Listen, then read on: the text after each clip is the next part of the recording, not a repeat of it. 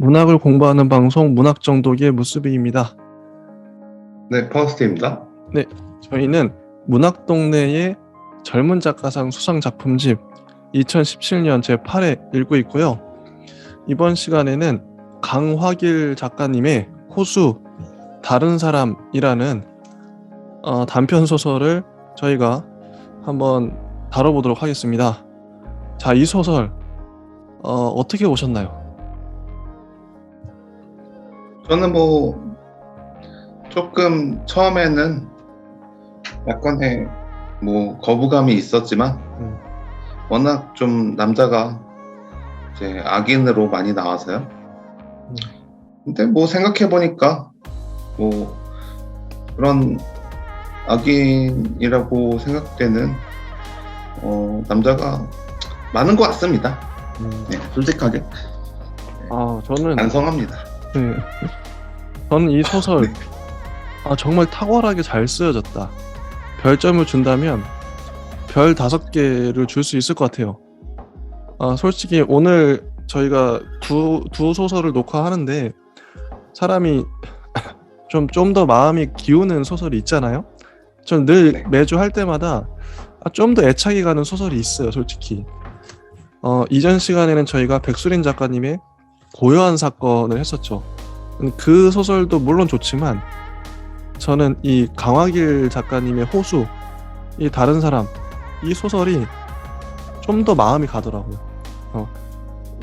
아련한 추억을 건드리는 작품도 좋지만 이거는 쓴 목적이나 주제가 분명합니다. 누가 봐도 여성 피해자를 다루고 있죠. 성폭력 피해자도 나오고요.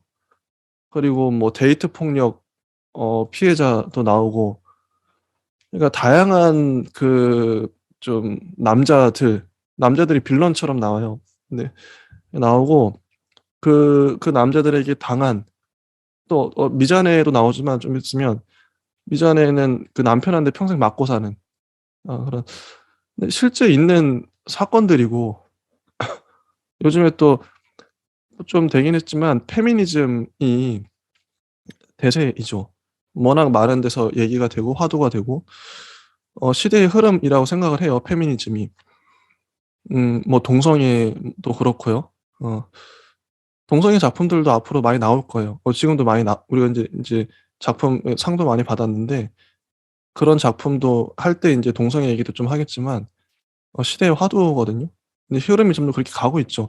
페미니즘 관련해서 여성 인권 인데 그동안은 가부장제 사회에서 남자들이 힘이 셌던 게 사실이에요. 저희 가족만 보더라도 아버지가 목소리가 크고 남자들은 그냥 목소리만 크고 소리 지르면 군대 문화 이런 것도 너무 좀 많이 있고 우리나라에 유교 문화이기도 하죠.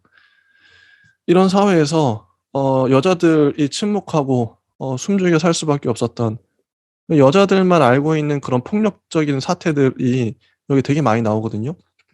근데 저는 이 소설 탁월하게 본 이유가 뭐냐면 이런 메시지가 강한 작품들, 특히나 사회적인 메시지잖아요. 누구나 읽어도 이거는 금방 알게 돼요.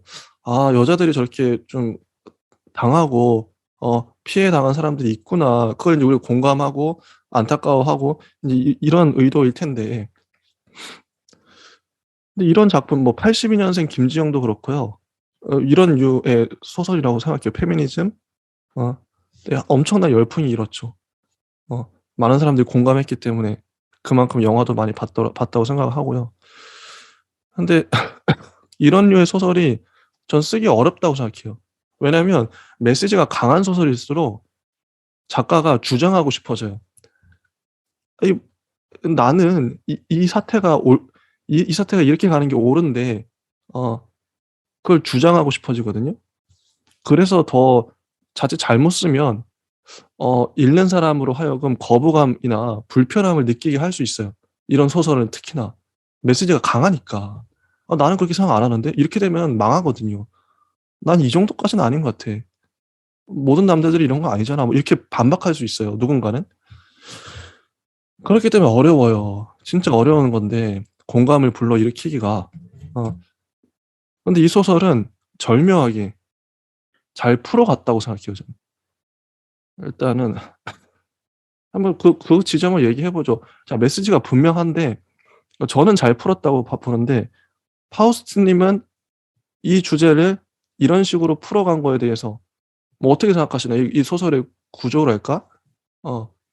어떠셨어요? 받아들이기가.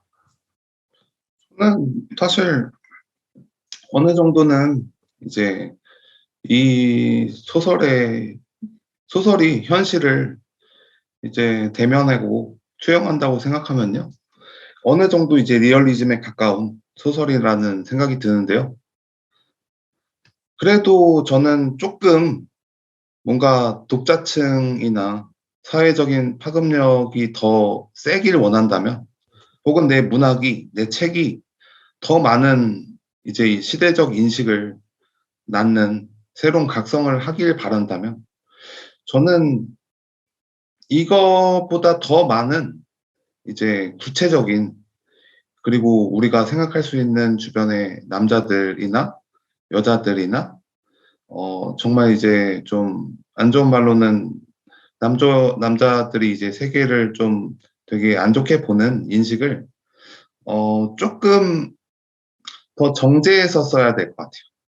근데 그리고 근데 이제 이 소설은 또 그 여자의 그런 심리를 읽는 데서 또 중요한 의미가 있지만, 조금 더 이제 뭔가 더 파급력을 원한다면, 이 남자의 심리가 우리의 남자라는 보통의 어떤 보편성을 얻을 수 있게끔, 내가 설마? 내가 그 전에, 내가 몇 년 전에 그 여자한테 설마?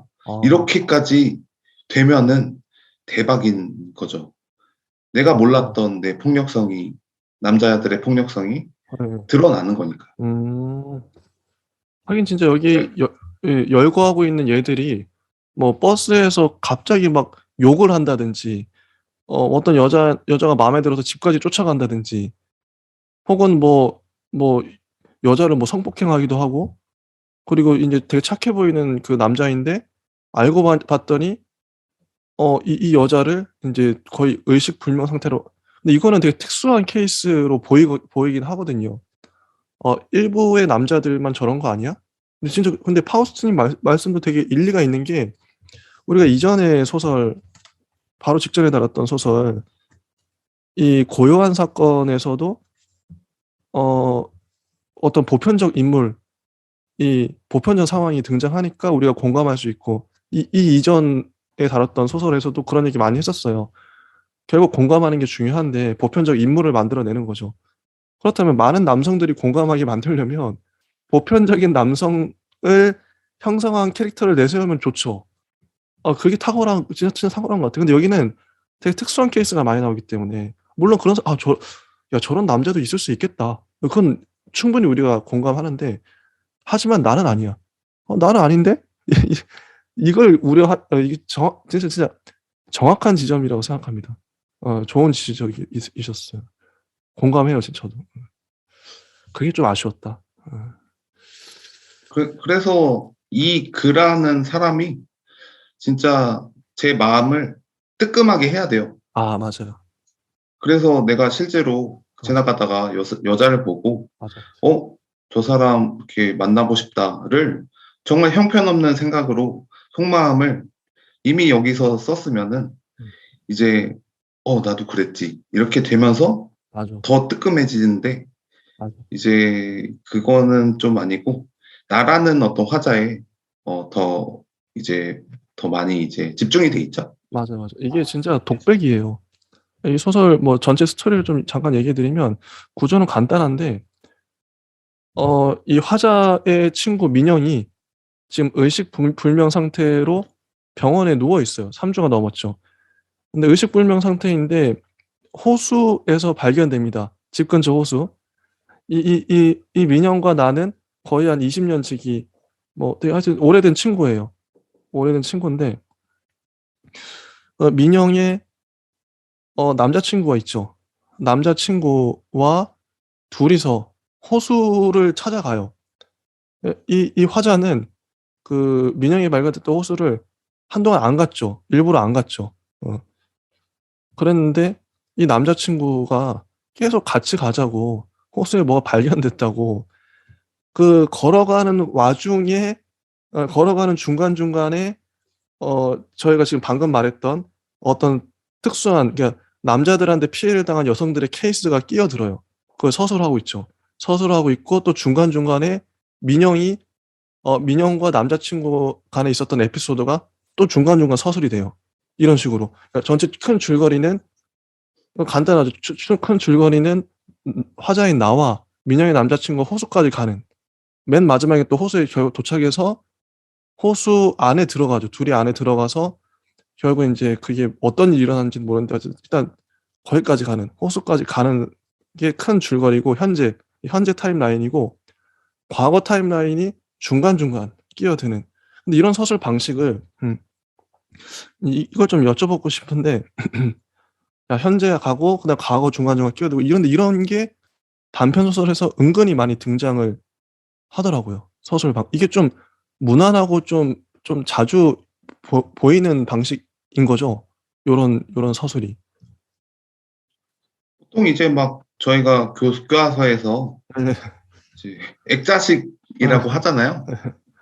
이야기 안에 이제 네. 과거가 들어가고 네. 다시 현재로 돌아오는. 네. 왔다 갔다 해. 그게 이제 사실은 조금 우리가 살아있는 어떤 현재 음.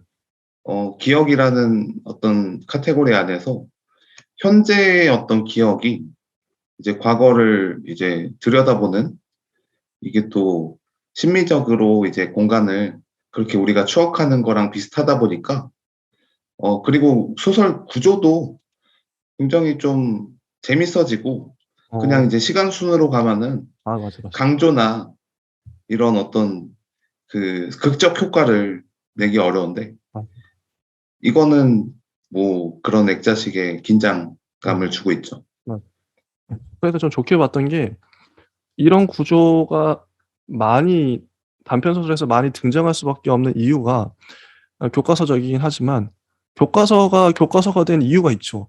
그만큼 효과적이기 때문에. 저는 어떻게 말할 것인가, 이게 소설가의 역량이라고 보는데요. 같은 얘기를 하더라도 듣는 사람이 재밌게 처음부터 끝까지 몰입하게 만들면 성공한 거라고 생각해요.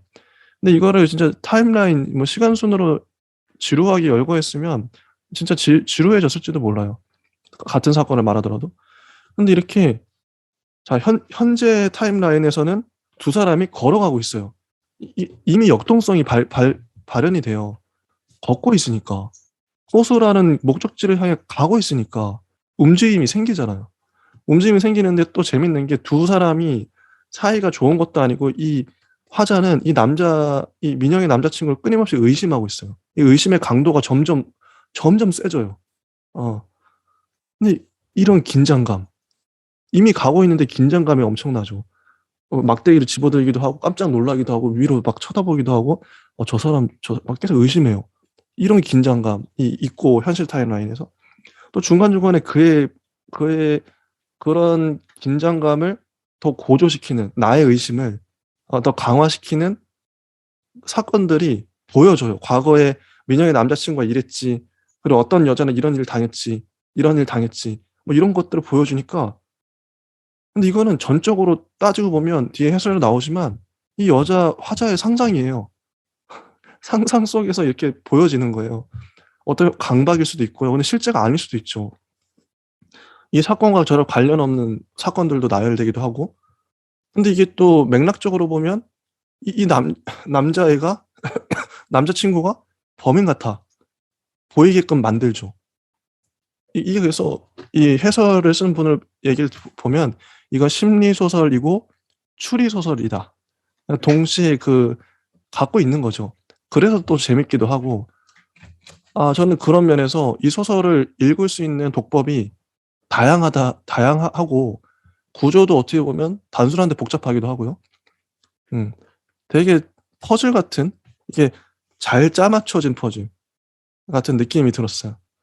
아, 이거 쓰시는데 좀 진짜 하고 싶은 얘기가 정말 많으셨구나. 이 사건들 나열되는 거 보세요. 피해자 여성분만 해도 다여섯 명 될 거예요. 그 다여섯 명의 삶이 이 안에 다 들어가 있어요. 한 명 얘기하기도 벅찬데 정말 그러니까 쌓인 게 많은 거죠. 이 강화길 작가님도 여자니까 여자의 마음 을 잘 아실 거고 '이런 얘기를 정말 하고 싶었구나.' 그 간절함이랄까? 절실함? 그런 게 진정성이 느껴졌고 근데 그 많은 얘기를 풀어 놓으면서도 이야기가 일관되게 흘러가요, 하나의 목적지를 향해서. 이런 그러니까 어 남자의 그런 가부장적인 모습들을 절묘하게 잘 드러내거든요.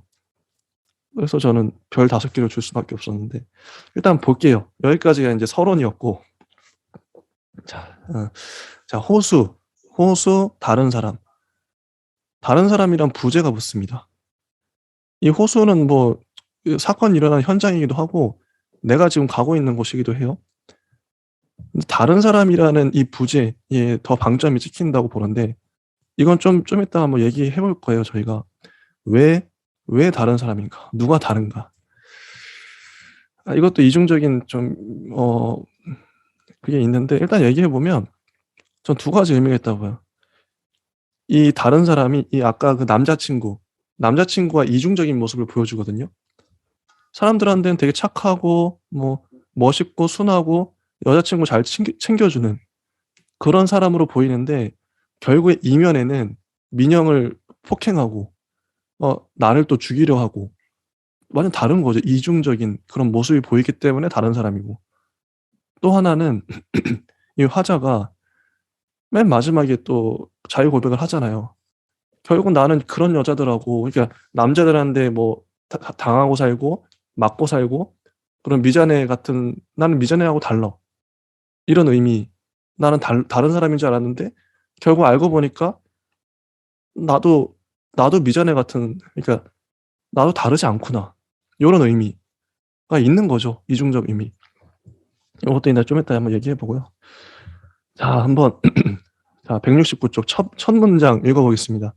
"5 분도 지나지 않아 나는 그와의 동행이 후회되었다. 마음이 내키지 않으니 걸음이 뒤처졌다." 이런 식으로 동행 호수를 향해 걷고 있는 모습이 처음부터 등장해요. 우리 걷고 있어. 응, 응. 그와 걷고 있어." 자 "나는 그에게 먼저 가라고 뒤따라 걷겠다고 말했다." 그를 표현하는 말이 이래요. "미소를 지었다. 그가 부드러운 말투로 대답했다." 이런 식으로 나오죠. 그 뒤에도 이런 식의 서술이 있는데 이중적이에요. 그거는 외적으로는 미소를 짓고 있고 부드러운 말투로 말해요. 근데 나는 조바심을 이렇게 되게 불안해해요. 저 "아니에요. 진영 씨 같이 걸어요." 언젠가 민영은 그가 배려라고 생각해서 하는 행동들이 사실 그녀를 숨막히게 할 때가 있다고 말했다. "지금 민영은 병원에 있다. 의식 불명 상태다. 3 주가 넘었다." 딱 이렇게 시작하는 거죠. 어 여기서 인제 추리적인 요소, 서스펜스가 발생하죠. 민영이 왜 병원에 있을까? 도대체 어떤 일을 당했길래 민영이 당한 일, 민영을 누가 그렇게 했지? 누가 그렇게 했을까? 인제 이런 것들이 의문이 생기는 거죠. 이걸 끝까지 붙들고 가는데요. 뭐 인제 뭐 심증이지만 '그 남자 친구가 그랬다.' 인제 이런 식으로 점점 기울어요, 소설은. 어 자 "그는 이곳이 익숙해 보였다. 우리 마을은 안진시 외곽의 낮은 산자락 호숫가에 자리하고 있다." 자 이런 얘기가 나오죠. 어렸을 때부터 이 호수를 외지 사람들이 자주 찾아왔는데 그 동네를 가로지르면 호수 빨리 갈 수 있거든요. 그 얘기를 안 해 줘요 일부러.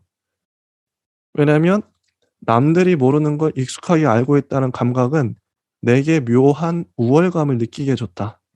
나는 그들 앞에서 보란듯 고개를 빳빳이 들고 단지 안으로 성큼성큼 걸어 들어가곤 했다. 바로 지금 그처럼. 이게 내가 어렸을 때 그 외지인 관광객들에게 느꼈던 나는 그 길을 알고 있어. 호수가 하는 길 알고 있어. 이 묘한 우월감이 있죠. 근데 그거를 지금 그가 알고 있다. 지금 그도 묘한 우월감을 나한테 느끼고 있다. 이런 거잖아요. 어. 결국 이 얘기를 하기 위해서 이 에피소드를 가져왔구나. 이 부분 좋게 봤고요. 음. 그리고 나는 바지 주머니에 손을 넣었다. 아침에 출근할 때 챙겨 놓은 작은 핀셋이 손에 잡혔다. 무슨 의도가 있어서 들고 나온 건 아니었다. 책상 위에 있어서 그냥 집어들고 나왔다. 최근 생긴 버릇이다. 크든 작든 딱딱한 물건을 손에 쥐면 나는 마음이 편해졌다. 딱딱한 촉감을 느끼며 뭔가에 대비한다는 기분이 들기 때문이었다. 아마 나는 앞으로도 그럴 것이다. 끔찍한 일이 있었으니까 이곳에서 나는 잊을 수 없을 것이다. 이게 뒤에도 나오죠. 거의 마지막에. 정말 나옵니다. 성폭행을 당한 게 나오죠. 호수에서. 남자친구에게. 그래서 핀셋을 손에 이제 갖고 나와요. 불안해서. 호숫가에 쓰러져 있던 민영을 발견한 사람은 조깅을 나온 남자였다. 그는 민영이 이미 죽은 줄 알았다고 했다. 핏기 없이 창백한 피부가 마치 얇은 조개 껍데기 같았다고, 얼굴이 금방이라도 으스러져 내릴 것처럼 보였다고 했다. 그는 말했다. 무서웠다고. 시체를 봤다는 생각이 너무 무서웠다고. 근데 이 문장도 얘기 안 할 수가 없는데 강화길 작가님이 이 소설에서 다루고 있는 문장들은 짧아요. 자, 그는 말했다. 무서웠다고. 시체를 봤다는 생각이 너무 무서웠다고. 아마 나는 앞으로도 그럴 것이다. 끔찍한 일이 있었으니까 이곳에서 나는 잊을 수 없을 것이다. 짧게 딱딱 치고 들어가거든요. 되게 담백하게 탁탁탁탁. 혹시 파우스트님은 이 소설 읽으시면서 그러니까 이 문장 어떻게 보셨나요? 이런 문장 왜 이렇게 썼을까? 저는 뭐 일단 화자가 너무 강박적인 공포에 뭐 사로잡혀 있다고 생각이 들었고요. 확실히 이제 일단은 핀셋을 손에 잡았는데 의도가 있어서 들고 나온 건 아니라는 진술만으로도 이상하죠? 음, 핀셋을 그래서 쳐봤어요. 아니, 원래는 뭐 그냥 그 무슨 아, 앞정만한 크기의 그냥 요만한 거 클립인 줄 알았어요, 처음에. 그러게요. 근데, 저도 그건 줄 알았는데. 예. 근데 핀셋이 쳐보니까 커요? 이게 뭐 약간 무기 같더라고요. 아, 약간 이렇게 찌를 수 있게. 진짜 그래서 무섭네. 네. 이거는 의도가 있어서 들고 나온 건 아니었다는 거는 애초에 이제 소설적인 진술이죠. 어, 감추고 있다는 어, 굉장히 공포를. 어. 그래서 뭐 이렇게 쓴 거겠죠. 이게 두려우니까 막 이게 두렵고 이 불안한 사람은 이 길게 말을 못 하니까 어, 맞네요. 그는 말했다. 무서웠다고. 시체를 봤다는 생각이 너무 무서웠다고. 이런 식으로 덜덜 떨면서 말하는 거죠. 실제로 그러고 있고 화자가. 어.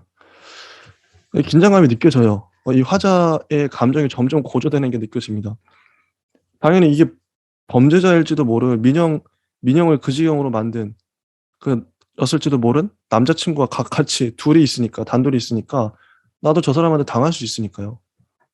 그런 심정이 점점 굳어지고. 자, 민영과 사귀던 날부터 그는 이 동네를 매일같이 드나들었다. 그리고 민영의 사고 후에는 거의 이곳에서 살다시피 하고 있었다. 어쩌면 이제 그는 이 동네에 대해 나보다 더 잘 알지도 모른다. 어, 이런 게 나왔고, 음, 그리고 늦은 밤에 잠이 오지 않을 때면 민영과 나는 몰래 집을 빠져나와 호수까지 산책하곤 했대요. 그때 미자네를 본 거죠. 어, 미자네는 간간히 등장합니다. 우리는 이곳에, 미자네는 저곳에 앉아 함께 시간을 견디곤 했다. 그녀에게 인사를 건넨 적은 한 번도 없다. 이제부터 등장한 에피소드와 인물들이 있을 텐데 그거에 대해 하나씩 하나씩 한번 짚어볼게요. 이건 뭐 현실적인 거기도 한데 자 봅시다. 자, 진영 씨, 뭐 좀 물어봐도 될까요? 갑자기 그가 나를 불렀다. 그에게로 고개를 돌리는 순간 하천의 물비린내가 얼굴로 훅 밀려들었다. 심한 지린내에 나도 모르게 인상을 찡그렸다. 그는 여전히 친절한 얼굴로 나를 내려다보고 있었다. 여기까지만 봐도 이 양가적인 게 있어요. 그의 외면은 여기 나오죠. 친절한 얼굴로 보이죠. 아까도 저의 첫 문단 미소를 지었죠. 부드러운 말투로 대답했죠. 이게 외면은 이래요. 외면은 너무 좋은 사람인데 나의 내면은 어떻게 느끼냐면 하천에 물 비린내가 얼굴로 훅 밀려들어요. 이 물 비린내는 당연히 이 남자친구를 상징하겠죠. 그런 느낌, 심한 지린내에 나도 모르게 인상을 찡그렸다. 이게 동시에 있어요. 외면은 젠틀한데 내면은 물 비린내가 나고 심한 지린내가 나는 거예요. 이게 계속 대비를 하거든요. 이런 부분 되게 좋았어요. 자, 사고 전날 민영이 만났을 때 말이에요. 그날 대화 중에 생각나는 다른 이야기 정말 없어요? 정말 없어요? 다시 잘 생각해 보세요. 여전히 부드러운 말투였지만 나는 조금 추궁당하는 기분이 들었다. 자, 부드러운 말투인데 나의 내면은 추궁당하는 기분이 들죠. 계속 이런 뉘앙스로 갑니다. 끝까지. 음, 있으면 바로 말했겠죠. 지금까지 말한 게 정말 전부예요. 밥 먹고 차 마시고 사는 이야기 했어요. 민영은 내가 거짓말을 하면 티가 난다고 말했다. 그가 다시 물었다. 그럼 혹시 제 이야기는 안 했어요? 나는 기억이 없다고 했다. 정말 없어요? 네, 없어요. 그는 우리가 그때 무슨 이야기를 했는지 여러 번 물었다.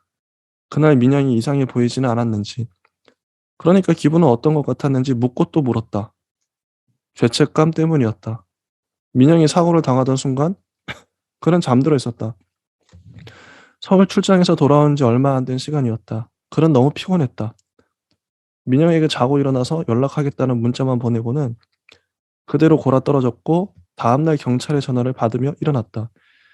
그는 민영과 어떤 대화도 나누지 못했다. 대신 그는 민영이 의식을 잃으며 마지막으로 남긴 말만을 전해들었다. 호수에 두고 왔어, 호수에. 그게 무엇인지 누구도 몰랐다. 그래서 찾아야만 했다. 민영의 사고와 관련이 있을지 몰랐다. 그 무언가를 찾아낸다면 민영이 그곳에 왜 그렇게 쓰러져 있어야 했는지 이유를 알아낼 수 있을지 몰랐다. 민영의 가족들은 매일 호수에 가서 무언가를 찾았다. 뭘 찾아야 하는지 몰랐지만 어쨌든 호수를 잊었듯 뒤지고 찾아다녔다. 아무것도 찾지 못했다. 그러자 그는 민영의 주위 사람들에게 일일이 전화를 해서 그들과 민영이 마지막으로 나눈 대화에 대해 물었다. 어, 이런 식으로. 특히 내 계속 물었다. 음, 계속 되물어요.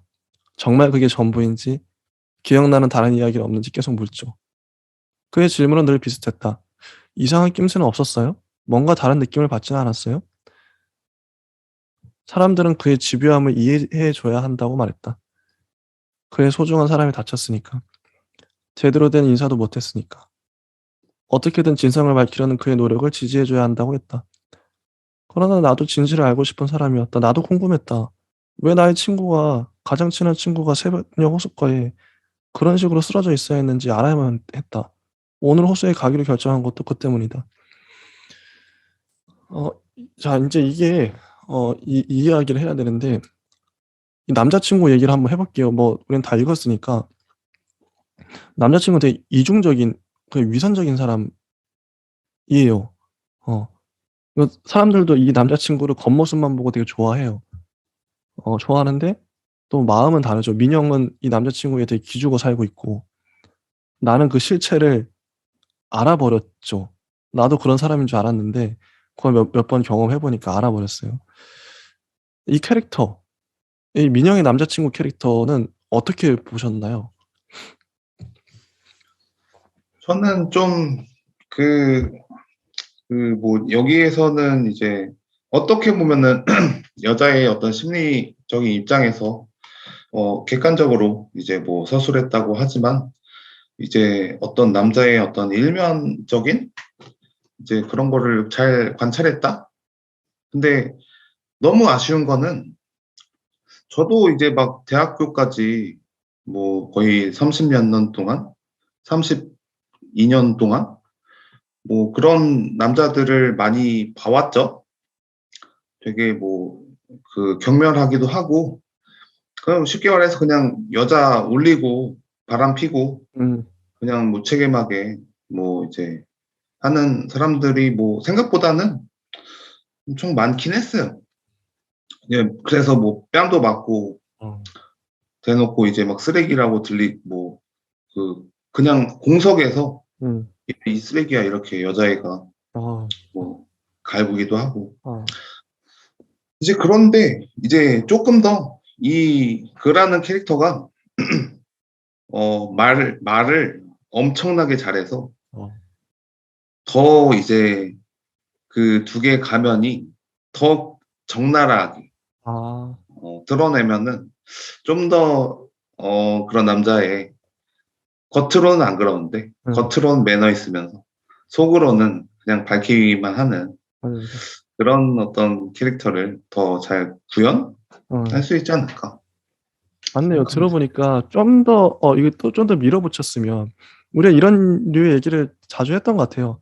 아까 우리 그 고요한 사건 할 때도 야 그 각각의 인물들과 화자와의 어떤 추억들 에피소드들 그거 좀 밀어붙였으면 어땠을까 이런 얘기 했었잖아요. 그래도 마찬가지로 이 남자 캐릭터를 좀 더 강사 아쉽네요. 좀 더. 음. 저도 들어보니까 맞는 말이네요. 음. 자 계속 보면요. 어쨌든 이 남자는 이 추리 소설 느낌도 나요. 그래서 인제 이 화자는 탐정처럼 나름 추리를 하는 거죠. 아 이런저런 일이 있었고 이 남자는 이렇게 얘기하고 나는 이걸 자꾸 이제 생각하는 거죠. 음. "어제 그에게서 전화가 걸려왔다." 뭔가를 찾았어요, 진영 씨. 근데 이게요. 재밌는 게 어 "형식과 내용은 일치해야 한다."라고 하잖아요. 이런 형식 왜 화자는 독백을 이 소설 내내 화자는 독백을 하고 있어요. 그리고 '아 이런 여자도 있었지. 그리고 민영이 남자 친구는 이랬지.' 계속 혼자의 생각 속에 엄청나게 몰입을 하고 있거든요. 자기 안에 갇혀 있는 느낌도 들고요. 근데 당연히 뭐 이게 소설이기 때문에 객관적으로 보이긴 해요 그래도. 그런데 이게 근데 '왜 이렇게밖에 이런 형식을 쓸 수밖에 없었나?' 하면 이해가 가는 게 이게 다루고 있는 주제가 뭐 데이트 폭력이라든지 성폭력이라든지 맞고 사는 아내 이런 얘기를 하는데 그러면요. 그들의 입장에서는 그러니까 그들의 입장에서는 이렇게 서술할 수밖에 없는 거죠. 그러니까 뭐 딱 지금 이 민영 남자친구를 보는 외부인들의 시선을 딱 보면 알 수 있어요. 민영 남자친구는 누가 봐도 좋은 사람 겉보기에는 좋은 사람인데 알고 보면 내가 직접적으로 대면했을 때 그를 대면하면 느끼면 그 사람은 좋은 사람이 아니에요. 나에게만 폭력을 행사하고 이게 몰래 하는 거죠. 근데 여기 있는 사람들이 다 그래요. 따지고 보면 뭐 버스에서 그 막 욕하는 그 아저씨, 그 아저씨도 평상시에는 다른 사람한테는 좋은 사람으로 보일 수도 있어요. 하지만 그 현장에서 그렇게 욕을 하는 바람에 느꼈을 근데 그 남자는 아무렇지도 않게 그냥 욕 한 번 한 거일 수도 있어요. 욕 한 번 했잖아 그냥. 그냥 큰 소리로 한 번 했는데 그거를 느꼈던 그 여자들의 공포감 이건 개인적이죠 철저히. 이건 객관적으로 얘기하기가 어려워. 내가 느낀 공포. 이 성폭력이나 성추행도 성추행의 기준도 그거죠. 내가 수치심을 느꼈는가. 당하는 당사자, 피해자가. 그게 기준인데 그래서 이렇게밖에 쓸 수 없었던 것 같기도 해요 주관적으로. 자아 독백식으로. 형식과 내용이 일치하고 있어요 지금. 응. 자 그게 뭐냐고 물어보자 그는 머뭇거리며 대답하지 못했다. 설명을 못 하겠다며 말을 얼버무렸다. 그러더니 대뜸 "장돌이 같아요." 라고 말했고 이어 "아니요. 머리필처럼 생겼어요." 라고 말을 바꿨다. 그러니까 인제 물어보죠. "그럼 한번 가지고 와 보실래요?" 그렇게는 못해요. 물건이 보기보다 무겁다고 했다. 그러니까 "호수에 한번 나와 줄 수 있어요?" 여기 뉘앙스가 이 남자는 어떻게든 이 화자를 호수로 끌어오려는 느낌이 보여요. 어떻게든 데려와서 화자도 느꼈겠죠. 나를 죽이려고. 자 "나는 그와 함께 있는 시간이 불편했다. 어. 이전부터 그랬다. 이상한 일이었다. 그는 평판이 좋은 사람이었고 실제로도 굉장히 좋은 인상을 줬다. 그는 매일 민영을 집까지 데려다 줬고 수시로 연락해서 민영을 신경 썼으며 가족의 대소사도 꼼꼼하게 챙겼다. 나는 지난 겨울에 다른 친구들과 함께 그를 본 적이 있다. 이제 에피소드가 등장합니다. 음. 여러 사람 가운데 있자 그가 얼마나 매력적인 남자인지 새삼 알 수 있었다. 그는 예의 바르고 잘생겼을 뿐만 아니라 유머 감각도 좋아서 분위기를 잘 이끌었다. 어, 그는 정말로 재밌는 남자였다. 그의 주변에서는 계속 웃음소리가 났다. 내가 이상하다고 생각한 건 정작 민영이 별로 웃지 않는 걸 발견했을 때부터다. 물론 그날 민영은 만나기 전부터 피곤하다고 말하긴 했었다. 근데 감기 몸살 때문에 고생을 했어요. 그러면 약속을 미루라고 얘기를 했는데 민영은 전화 너머에서 힘없이 웃었다. 그가 바빠서 오늘밖에 시간이 안 된다고 했다. 나는 불만스러웠지만 모임에서 그가 민영을 알뜰히 챙기는 걸 보고 마음이 조금 풀렸다. 그는 사람들과 대화하면서도 민영에게서 눈을 떼지 않았다. 뭐 피곤한지 아닌지 계속 살피는 것 같아요. 이렇게 챙겨주고. 근데 이제 이런 일이 벌어지죠. 그가 내게 술을 권했다. 나는 거절했다. 그는 웃었다. 그리고 또 술을 권했다. 나는 원래 술을 마시지 않는다고 대답했다. 그는 민영의 남자친구였다. 나는 최대한 정중하고 부드럽게 거절했다. 그러자 그가 다시 웃음을 터뜨리며 말했다. 여기 재미없게 사시는 분이 한 명 더 있었군요. 그러면서 민영을 바라봤다. 이전에 민영은 그와 술을 마시는 일이 거의 없다고 말했었다. 그가 술을 즐기지 않아서 그런다고 했다. 하지만 함께 시간을 보낼 일은 재밌는 일이 얼마든지 많다면 좋다고 했다. 자, 뭐 이렇게 쭉쭉 가고 이제 친구가 갑자기 민영이가 술을 안 마셔요? 네, 안 마시죠. 못 마시잖아요. 와, 속고 계시네요. 순간 그의 표정이 약간 굳었다. 그 친구는 민영이 대학 시절 술을 마시고 학교 잔디밭에 드러누워 있던 이야기를 꺼냈다. 그러면서 쭉쭉 나오죠. 분명 유쾌한 분위기였다. 그의 굳은 표정은 풀어진 지 오래였다. 어. 그는 친구들과 농담을 주고받으며 민영의 옛날 일에 대해 듣고 또 들었다. 그러다 내가 민영에게 시선을 돌렸을 때였다. 민영이 무표정한 얼굴로 가만히 앉아 있었다. 피부가 창백했다. 나는 물었다. 민영아, 왜 그래? 어디 아파? 하지만 얼굴은 점점 더 파래해졌다. 느껴지죠? 민영이 어떤 이 남자친구한테 잡혀 사는 것 같아요. 나를 보는 그의 눈길이 서늘했다. 왜 즐거운 시간을 방해하느냐며 나를 귀찮아하는 것 같았다.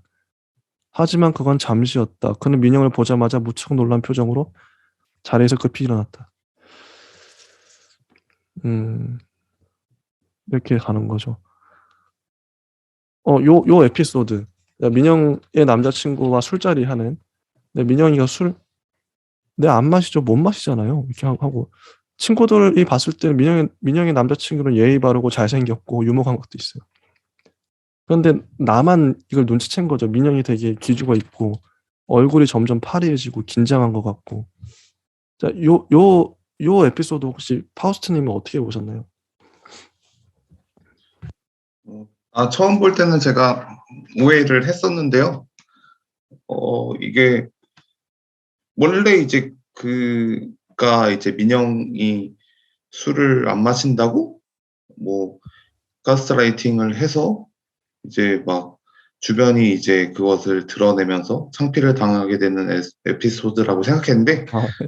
다르네요. 네, 달라요. 애초에 그냥 이 남자친구는 이 민영이한테 굉장한 억압을 강요하고 있고 민영은 이제 숨길 의도로 뭐 술을 잘 못 먹는다고 이게 둘러댔지만 이제 그것이 들키자 음, 그가 맞아요. 분노한 거네요. 네, 맞아요.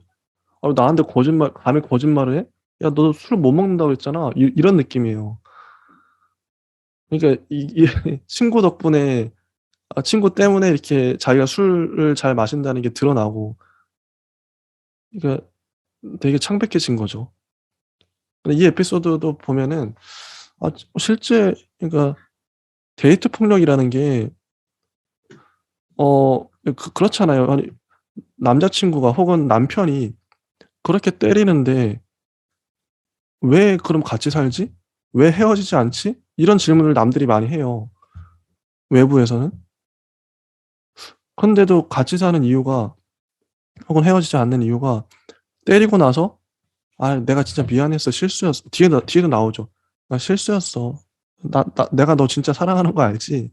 이런 식으로 가스라이팅 이렇게 "나는 진짜 널 사랑하는데 내가 실수로 널 때렸을 뿐이다." 이 사람도 딱 그런 뉘앙스예요. 아니 실제 뭐 민영과 함께 했을 때도 되게 나쁘게 하고 다른 사람하고 있을 때도 되게 나쁘게 하면 누가 안 헤어지겠어요. 다 헤어지겠죠. 다 간단하잖아요. 뭐 원래 저 사람은 저런 폭력적인 사람이니까. 그런데 이게 사람을 헷갈리게 하고 미치게 만드는 게 어떨 때는 저 사람이 폭력적인 모습이 있는데 어떨 때는 나한테 되게 잘해 줘. 아니 저희 아버지도 지금은 돌아가셨지만 저희 아버지가 술을 되게 알코올 중독이었어요. 집에서는 막 술 먹고 욕하고 난리가 났죠. 어머니랑 아버지랑 맨날 싸우고 우리들은 숨죽여 있고 방에서. 근데 외부에서 보면요.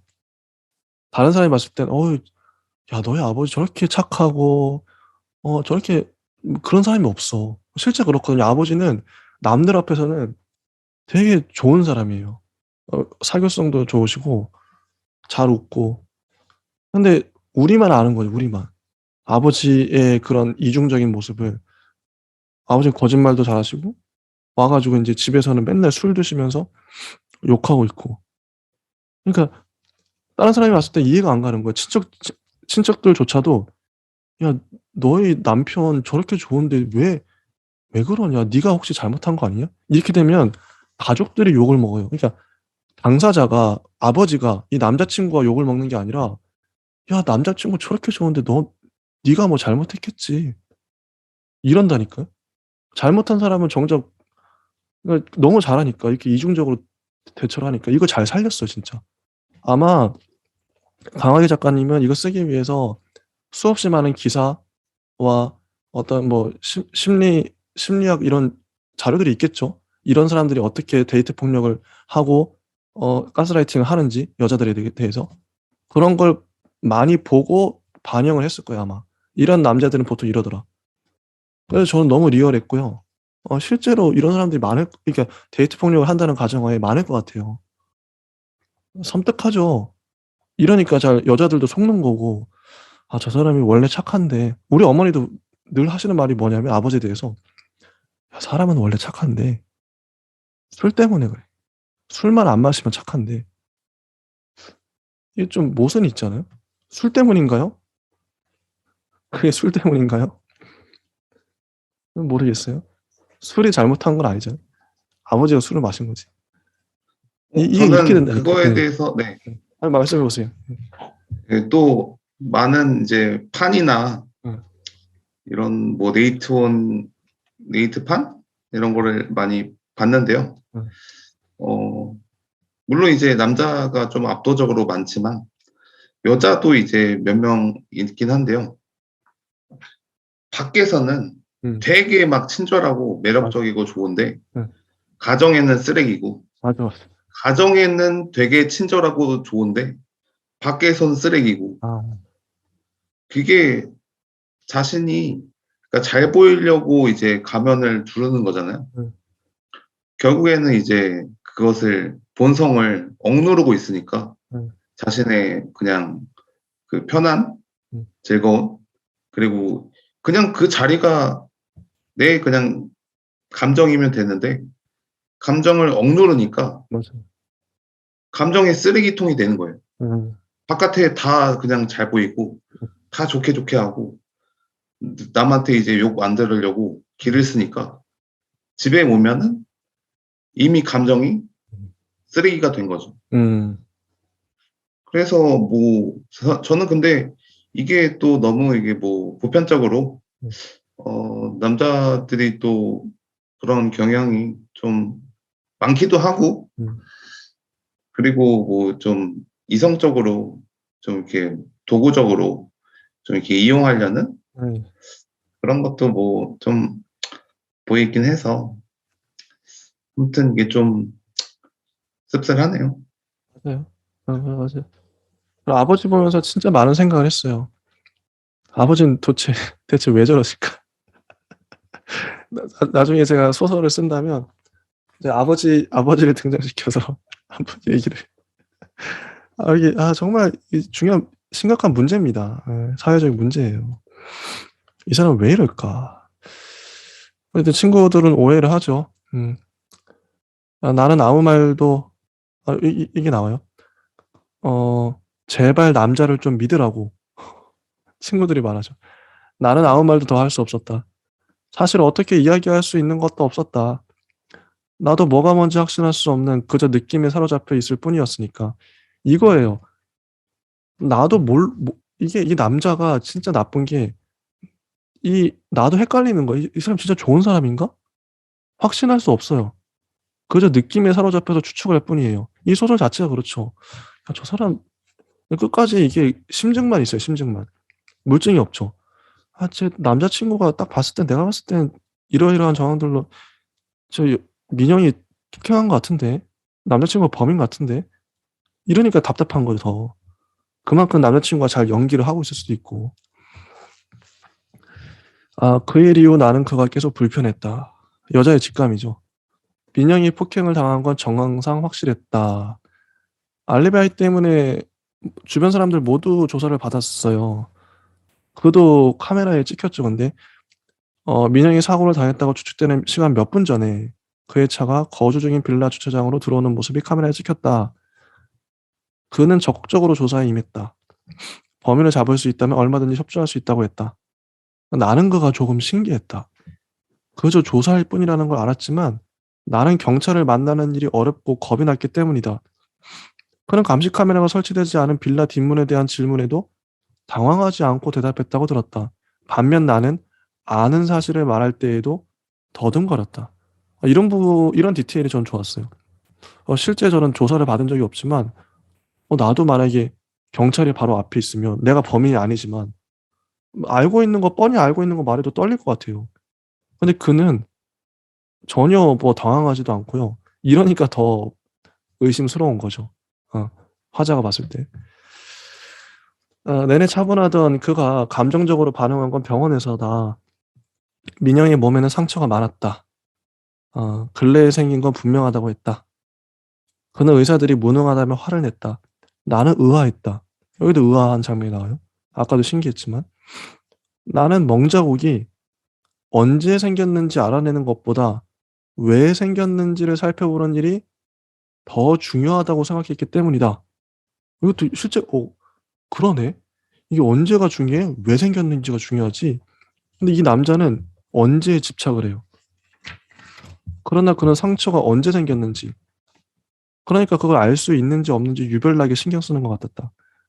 나는 아무 말도 하지 않았다. 뭐 이런 식으로. 사람들은 말했다. 민영은 그에게 충분한 사랑을 받았을 거라고. 그러니까 그를 도와줘야만 한다고. 이게 저희 가족들도 아버지가 그렇게 나쁜 사람 아니에요. 외부에서 봤을 때는 그러니까 어 "야 너희 아버지 참 좋겠다. 너희도 되게 사랑해 주고 어머니도." 근데 어머니는 되게 아버지 때문에 고통을 많이 당하셨죠. 그 생각이 자꾸 나네요. 예. 그러니까 한 면만 보고 그러니까 양면이 있는데 다양한 면인데 한 면만 보고 판단하면 이렇게 된다는 거. 사고 전날 민영은 "내게 무섭다."고 말했다. 어 이런 추리를 하고 있어요. 음. "진영 씨, 그는 이번에도 나를 내려다보고 있었다. 무언가를 물을 때면 그는 꼭 이런 식으로 가까이 다가왔다. 그는 키가 190 센티미터에 가까웠고 때문에 항상 나를 내려다볼 수 있었다. 게다가 그는 어깨가 넓고 몸 근육이 단단하게 잡힌 덩치가 상당한 남자였다. 그의 앞에 서면 주변 공기가 무거워지는 게 느껴졌다." 근데 진짜 이거는 남자라도 이런 남자가 있으면 무서울 것 같긴 해. 190 이면 진짜 크거든요. 근데 어깨도 넓고 몸 근육까지 다 잡혀 있어요. 이런 남자를 여자 혼자서 바라보면 얼마나 무서울까. 좀 진짜 압도적일 것 같아요. 그럼 이전에는 민영이가 제 이야기 한 적 없어요? 자신이 원하는 대답을 듣기 전까지 그가 나를 이런 식으로 계속 몰아붙일 거라는 생각이 들었다. 이전에 민영은 그가 매사에 빈틈이 없는 사람이라고 말했다. 그 말을 듣고 나는 민영을 놀렸다. 이제 너는 꽉 잡혀 지내게 될 거라고. 넌 이제 끝났다고. 아, 전에 말했잖아요. 편하고 좋은 사람이라고 했다니까요. 그랬죠. 네, 그게 전부예요. 그럼 다른 친구 이야기는 한 적 없어요? 네? 여자들은 그러잖아요. 친구 이야기라고 하면서 자기 이야기를 모두 털어놓죠. 마치 자신이 여자라도 된다는 듯한 말투였다. 나는 그를 가만히 바라보았다. 바로 이 기분이었다. 그는 민영의 이야기가 궁금하다면서 그녀가 자신을 어떻게 생각했는지, 그러니까 그녀가 그에 대해 어떤 말을 했는지 은근슬쩍 캐물었다. 민영이 아니라 그에 대해 대답하고 있다는 이 느낌 때문에 나는 그를 믿을 수가 없었다. 심지어 그는 나를 잘 속이고 있다고 확신하는 것 같았다.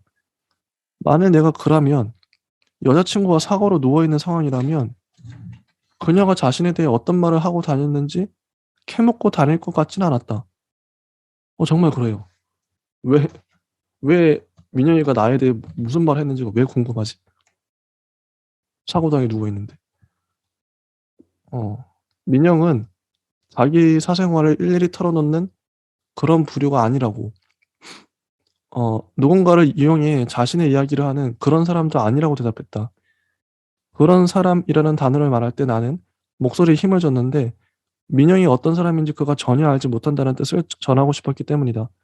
그러자 그의 표정이 미묘하게 일그러졌다. 잘 포착하죠, 화자가. 미묘하게 일그러지는. 그는 자신이 화가 났고 기분이 좋지 않다는 걸 감추는 사람이 아니라는 생각이 들었다. 나는 주머니에 손을 넣었다. 손 안에 꽉 쥐어지는 딱딱하고 작은 핀셋.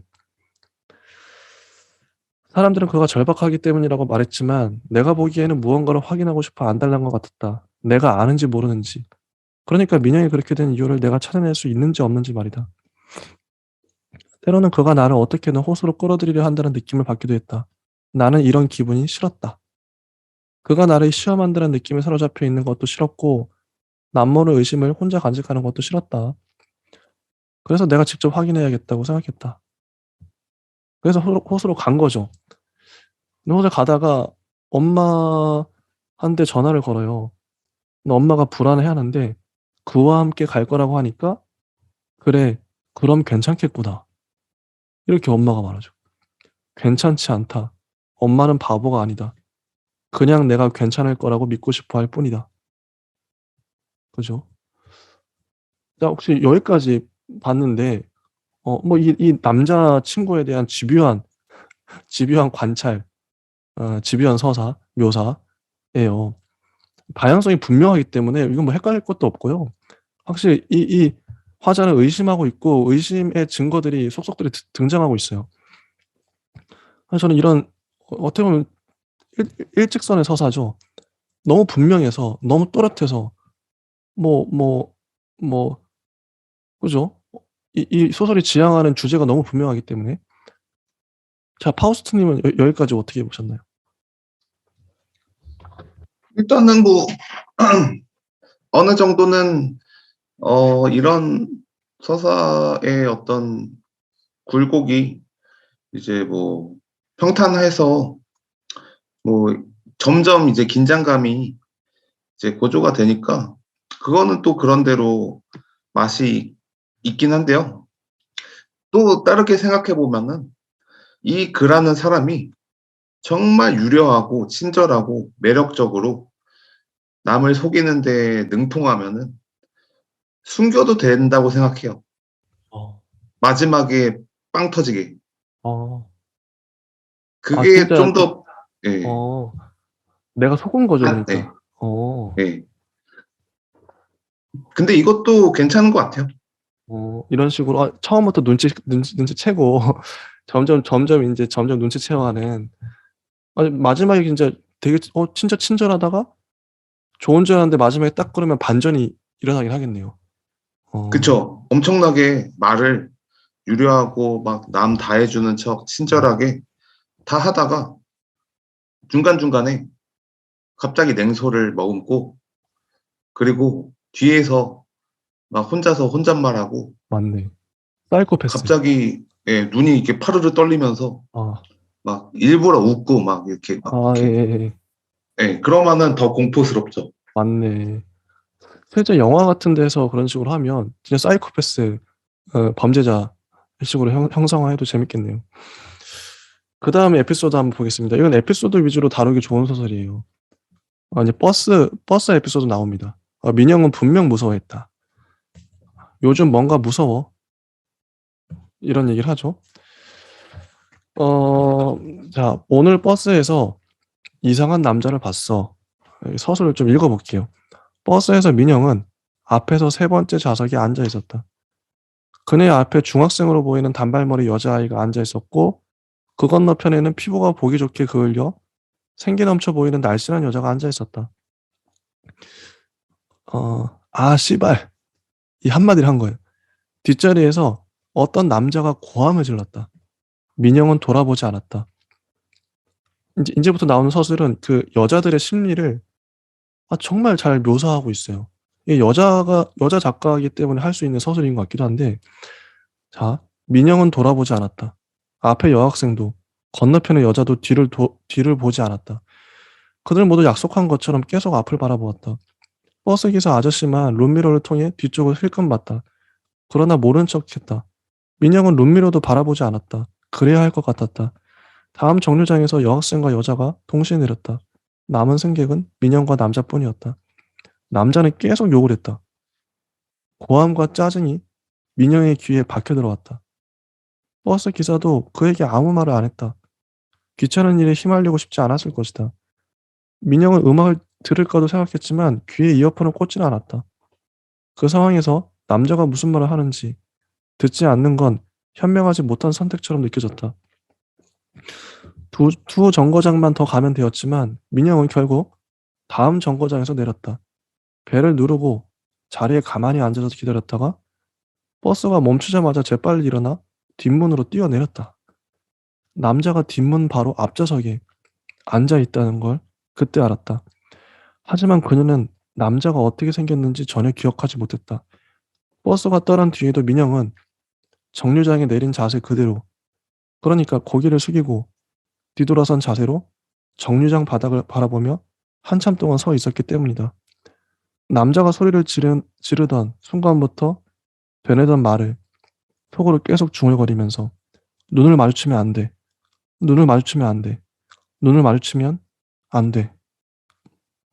이게 이제 버스 에피소드인데요. 그리고 이제 이런 얘기 하죠. 너도 내가 유난스럽다고 생각해? 나는 민영의 눈을 가만히 마주 보았다. 대답했다. 무슨 소리야? 누가 그런 말을 했어? 민영은 고개를 저었다. 그런 말을 한 사람은 없다고 했다. 나는 또 물었다. 민영아, 뭐가 무섭다는 거야? 버스? 민영은 고민하는 표정으로 나를 바라보더니 이내 결국 아무것도 아니라고 대답했다.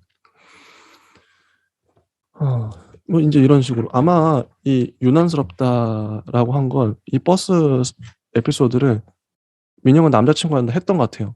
남자친구가 야, 뭐 너 유난스럽게 그러냐? 그럴 수 있지 하면서 대수롭지 않게 여겼을 수 있죠.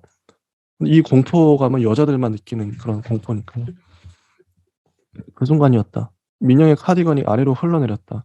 그녀의 가느다란 팔뚝이 내 눈에 들어왔다. 푸르스름하고 동그란 멍자국이 민영의 팔뚝에 찍혀 있었다. 모르겠어. 그냥 실수였던 것 같아. 이런 얘기를 하죠. 그렇습니다. 자, 이제 이 버스 에피소드. 자, 파우스트님 어떻게 보셨나요? 어, 일단 뭐, 그, 남자들도 뭐, 어느 정도 뭐, 기싸움을 할 때 욕을 하잖아요. 이제 상대방이 덩치가 크냐, 작냐. 일단 욕을 하면은, 어느 정도 기싸움의 어떤 우위를 점할 수 있다고 생각하는 사람들이 많은데 저는 근데 애초에 덩치가 커서 그리고 좀 무섭게 생겨서 쉽사리 저한테 덤비지 못합니다. 근데 이게 단점이 있어. 네. 가끔 막 제가 골목길을 이렇게 딱 옆으로 나오면서 네. 옛날에 여자들이 딱 저를 보면은 아, 기겁을 했어. 진짜. 그래서 제가 초등학교 때부터 이미 중학교 선배, 고등학교 선배한테 이제 삥은 안 뜯고, 아니, 삥을 안 맞고, 그, 심지어 제가 막 째려보면은 되게 무서워서 애들이, 그 선배들이 되게 이제 쫄아서 갔거든요. 네. 그래서 이게 뭔가 이렇게 기싸움에선 좋은 것 같긴 한데, 저는 좀 안 좋은 것 같아요. 이게 애초에 그냥 욕을 하는 것 자체가, 그리고 뭐 남한테 이제 좀 권위적으로 뭔가 지배를 하려는 것 자체가 저는 좀 안 좋은 것 같고, 근데 이제 항상 뭔가 주의는 하죠. 제가 옛날에 이제 뭐 그 서프라이즈 뭔가 할 때 약간 강도 역할로 음. 놀래킨 적이 있거든요. 막 검은 거 이렇게 쓰고. 근데 여자애가 막 진짜 막 제가 이렇게 딱 등장하니까 완전 막 자지러지는 거예요. 진짜 놀랐나 보다. 근데 뭔가 되게 엄청난 쾌감이 그래서 아 이거 위험하다. 음. 이거 굉장히 좀 남자가 좀 이렇게 되면은 어 위험하다 이런 생각이 들어서 그랬습니다. 그러니까 이게 지금도 우리가 되게 개인적인 얘기를 할 수 있는 게 이 사건 자체가 되게 리얼하기 때문에 진짜 있을 것 같은 아니 실제로도 뭐 버스뿐만 아니라 뭐 지하철 같은 공공장소 대중교통 같은 데서 이런 사람이 있거든요. 어 좀 정도는 다르겠지만 있으면 특히나 뭐 남자들도 조마조마하지만 이런 사람 만나면 여자분들은 더 할 것 같아요. 그 공포감, 압박감이. 특히 제가 인제 한때 교회를 열심히 다녔는데 교회에서 이런 나눔을 교회에선 나눔을 많이 하잖아요. 개인적인 나눔 많이 하는데 여자분들이 하는 얘기를 들은 적이 있어요. 어떤 얘기였냐면 누구나 여자라면 누구나 스토킹을 한 번씩은 당해 봤고 그냥 집에 가는데 갑자기 어떤 남자가 따라오더라. 이건 여자들한테는 흔한 일이에요, 누구나. 남자인 우리들은 전 스토킹 당한 적 한 번도 없고요. 아마 대부분 그렇겠죠. 아주 얼굴이 잘생기거나 그렇지 않은 이상. 근데 여자들은 일상인 것을 누구나 당해 봤던 스토킹을 남자들은 극소수의 사람만 당한다는 거. 이런 격차. 그러니까 남자들이 여자를 잘 이해를 못 하는 거예요. "난 그런 적 없는데." 이렇게 가는 거죠. 근데 여자들은 지금 여기 나와 있는 것도 되게 특수한 상황이 아니라 여자라면 누구나 겪어봤던 일인 거고 그래서 이 소설은 여자분들이 읽으면서 더 공감이 많이 될 나도 진짜 이런 적 있어. 정말 공포스러웠지. 음. 눈을 마주치면 안 돼. 눈을 마주치면 안 돼." 이런 속으로 중얼거리면서 그 공포감. 여자이기 때문에 겪을 수밖에 없었던 우리나라에서 한국이라는 사회에서 있는 거죠. 저는 그래서 이게 좀 공부하는 심정으로 '아 여자들은 이런 경험이 있구나.' 그때 당시에도 그랬고요. '아 여자이기 때문에 겪는 그런 게 진짜 있구나.' 전 82 년생 김지영이라는 소설도 그건 읽어 보진 않았어요. 영화로만 봤는데 너무 좋았던 게 어 그 여자들이 겪는 어떤 게 있어요. 특히나 근데 전 그 소설에서 관 관건은 뭐였냐면 빙의를 하잖아요, 빙의. 그 여자 주인공이 그 아내가 엄마가 인제 빙의를 하는 거죠. 자기 뭐 친정어머니에게 빙의를 해서 얘기를 한다든지. 근데 빙의라는 방식이 그런 소설에 딱 쓰였을 때 '아 정말 탁월하다. 빙의는 이럴 때 쓰는 거지.' 문학적으로 쓰는 거잖아요. 혹시 잠깐 말 나온 김에 82 년생 김지영이라는 소설에 대해서 어떻게 보셨나요? 저는 어. 그 소설은 읽지 않았고요. 아 예. 그 뭐였지? 하도 뭐 대학교에서 영화. 되게 많이 막 여자들도 막 까고 뭐 그러니까 어, 약간 어그로 끈다 이런 식으로 하니까 아, 뭐지? 어, 뭐 저거 안 좋은 작가인가? 막 이래서 응, 근데 그 그렇게 편견이 잡히니까 그때부터는 안 읽었는데요. 근데 뭐 다른 뭐 이제 뭐 영화나 응, 어떤 매체나 소설이나 이런 데에서 이제 기억나는 게 많긴 하죠. 응, 뭐 19호 시를 가다? 그 도레스 레싱의 어, 소설도 사실은 좀 남자의 그런 어떤 폭력성? 응, 약간 좀 이렇게 남자가 좀 이렇게 되게 젠틀하고 되게 뭔가 되게 가진 것도 없는데 허풍을 떠는데 응, 사실은 막 그 대단한 것도 아닌데 되게 여자를 홀리는 데 재주가 있어서 막 어떻게 잠자리를 하고 나서 나중에 막 괜히 이렇게 뭐 당신을 사랑하는 것을 위장해서 막 그 말들을 하는 게 있어요. 그냥 잠자리만 원한 거고 그냥 이제 그 잠자리를 끝나고 목적이 달성했는데도 나중에 뭔가 이 여자를 안도시키려고 막 뭐 개소리를 하는데 응, 그런 거를 이제 보여주는 것들이 뭐 상당히 재밌죠? 응. 네. 그러니까 이게 어쨌든 저는 82년생 김지영이 이제 어떻게 보면 국민적인 화두가 되고 100만 부 넘게 팔렸다고 들었던 것 같은데 엄청났죠. 당시에도 그렇고. 어, 지금도 뭐 물론 이런 페미니즘이 화두가 되고 있는데 근데 이게 그 연장선에 있는 것 같아요. 이 소설도 2017년에 나왔는데 당시에 이제 한창 이슈가 됐을 것 같아요. 이런 것들이. 누군가는 저는 이제 소설이 증언, 증언으로서의 소설. 누군가는 자기가 겪은 일을 증언을 해야 되잖아요. 이런 억울함이나 이런 공포. 내가 이런 일을 겪었어. 증언으로서의 소설. 82년생 김지영도 그렇고, 호수, 이 다른 사람이라는 이 소설도 그렇고, 같은 맥락의 증언하는, 증언으로서의 소설이라고 생각을 해요. 그래서 전 좋게 봤고요. 자, 너도 내가 유난스럽다고 생각해. 아까 얘기했었죠. 유난스럽다고 생각해. 자, 그리고 계속 왔다 갔다 해요, 시점이. 나는 그의 얼굴을 살짝 올려다 봤다. 조금 전보다 훨씬 험악한 표정이 떠올라 있었다. 갑자기 심장이 빠르게 뛰었다. 나는 그와 같이 걸어가는 게 싫었다. 그래서 빠르게 가죠. 내가 앞서가고, 이런 거. 그러다 갑자기 진영 씨, 내가 계속 부르잖아요. 안 들려요? 나는 소리를 지르며 그를 밀쳤다. 그러자 그가 더 거칠게 내 팔을 움켜쥐었다. 엄지손가락으로 팔뚝을 세게 눌렀다. 살이 동그랗게 눌리면서 엄청나게 아팠다. 이게 이제 아까 그 민영의 팔뚝에 있었던 푸르스름하고 동그란 멍자국에 겹치죠. 둘 다 원인이 겹치죠. 아, 민영이도 이렇게 다 했구나. 음. 그가 빠르게 주변을 살피는 것이 보였다. 등에 소름이 돋았다. 주위에는 아무도 없었다. 문장이 빨라요.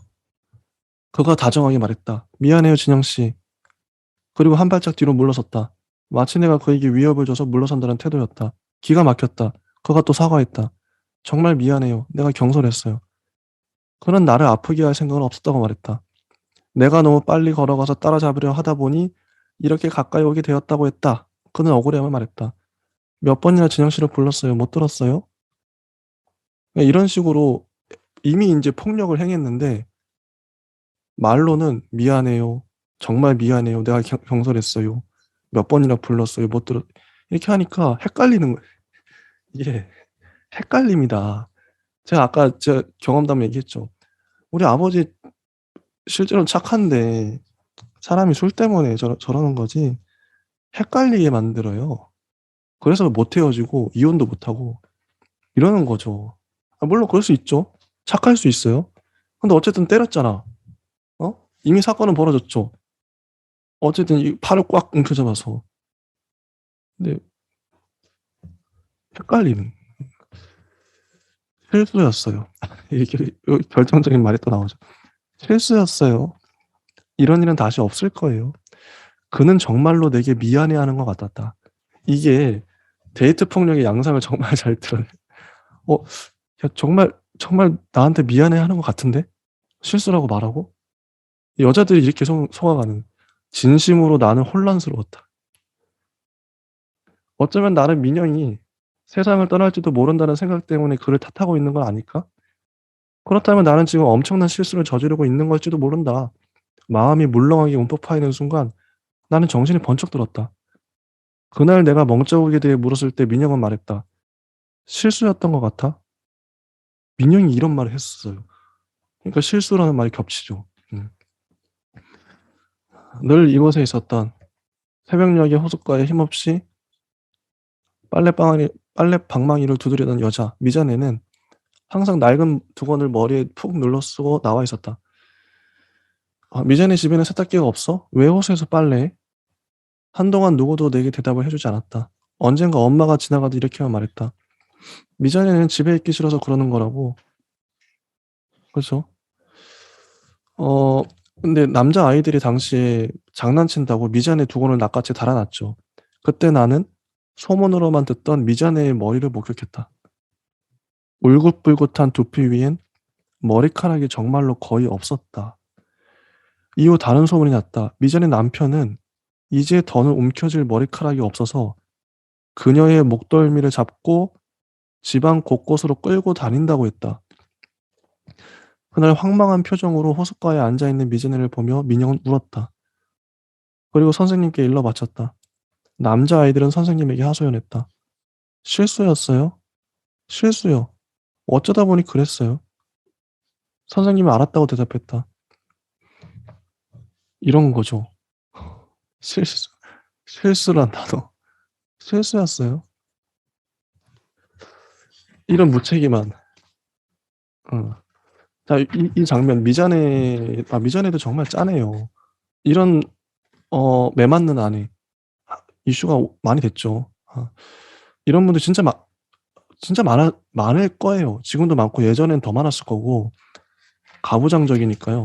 가정폭력은 진짜 무서운 게 경찰도 어떻게 할 수가 없어요. 신고를 해도 그냥 집에서 그럴 수 있지 하면서 알아서 하세요 이러고 가잖아요. 그 사이에 아내는 맞아 죽고 어떻게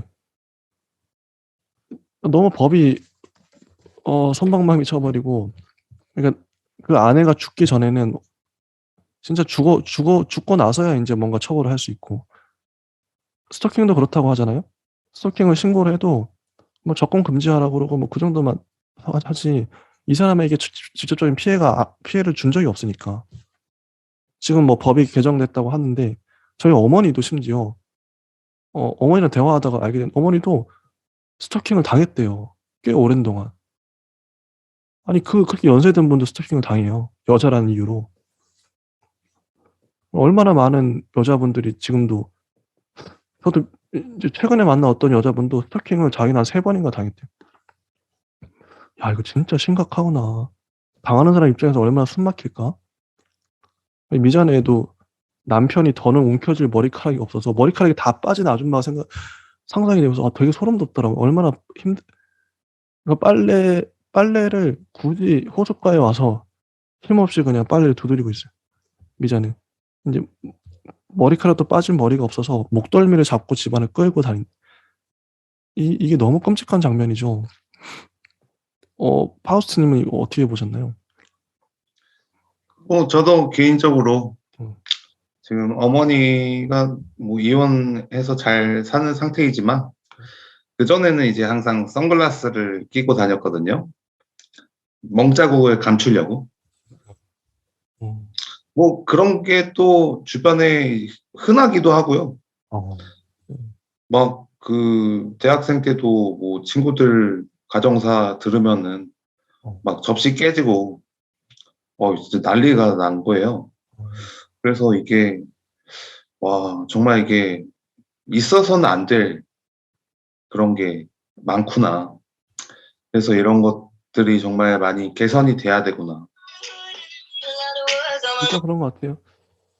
아니 그래서 저희 저는 예. 예, 맞아요. 이게 또 사실 제가 본 것 중에 채식주의자라고 아 한강 작가님. 예, 예. 이게 미자네가 더 극명하게 드러내려면 사실 채식주의자 같이 그 시부모가 며느리를 어떻게 괴롭히는지 남편이 어떻게 괴롭히는지 거기서는 대화부터 해서 거의 그냥 여자가 정신병이 걸리거든요. 아, 계속 괴롭히니까 매일매일 남편이랑 시부모가 아, 그거를 좀 어떻게든 이렇게 문학적으로라도 네. 드러내줬어야 돼요. 음, 호수를 이용해서. 아, 채식주의자는 나무를 이용해서 다 그냥 올가매는 거예요. 아, 나무처럼 자신을 어, 죄책감을 이렇게 지옥으로 네. 그것처럼 좀 호수로 만들었으면은 어, 우리가 더 읽기 더 불편할 정도로 예. 문학적이 될 것 같아요.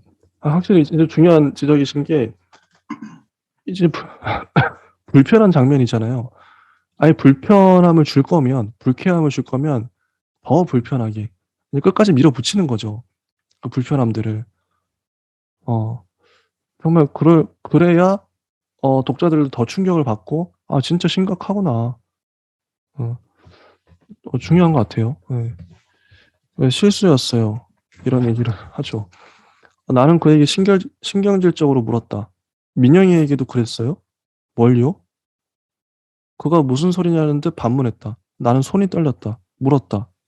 이렇게 무섭게 했냐고요? 그가 황당해하는 얼굴로 나를 봤다. 그 얼굴에는 방금 전까지 나를 불편하게 했던 분위기가 전혀 남아있지 않았다. 익히 내가 봐왔던 얼굴이었다. 좋은 남자, 좋은 사람. 이런. 민영이가 그렇게 말했어요. 나는 그를 노려보았다. 그는 절망한 것 같았다. 그렇게 보였다. 내가 무섭다고 그랬어요, 민영이가?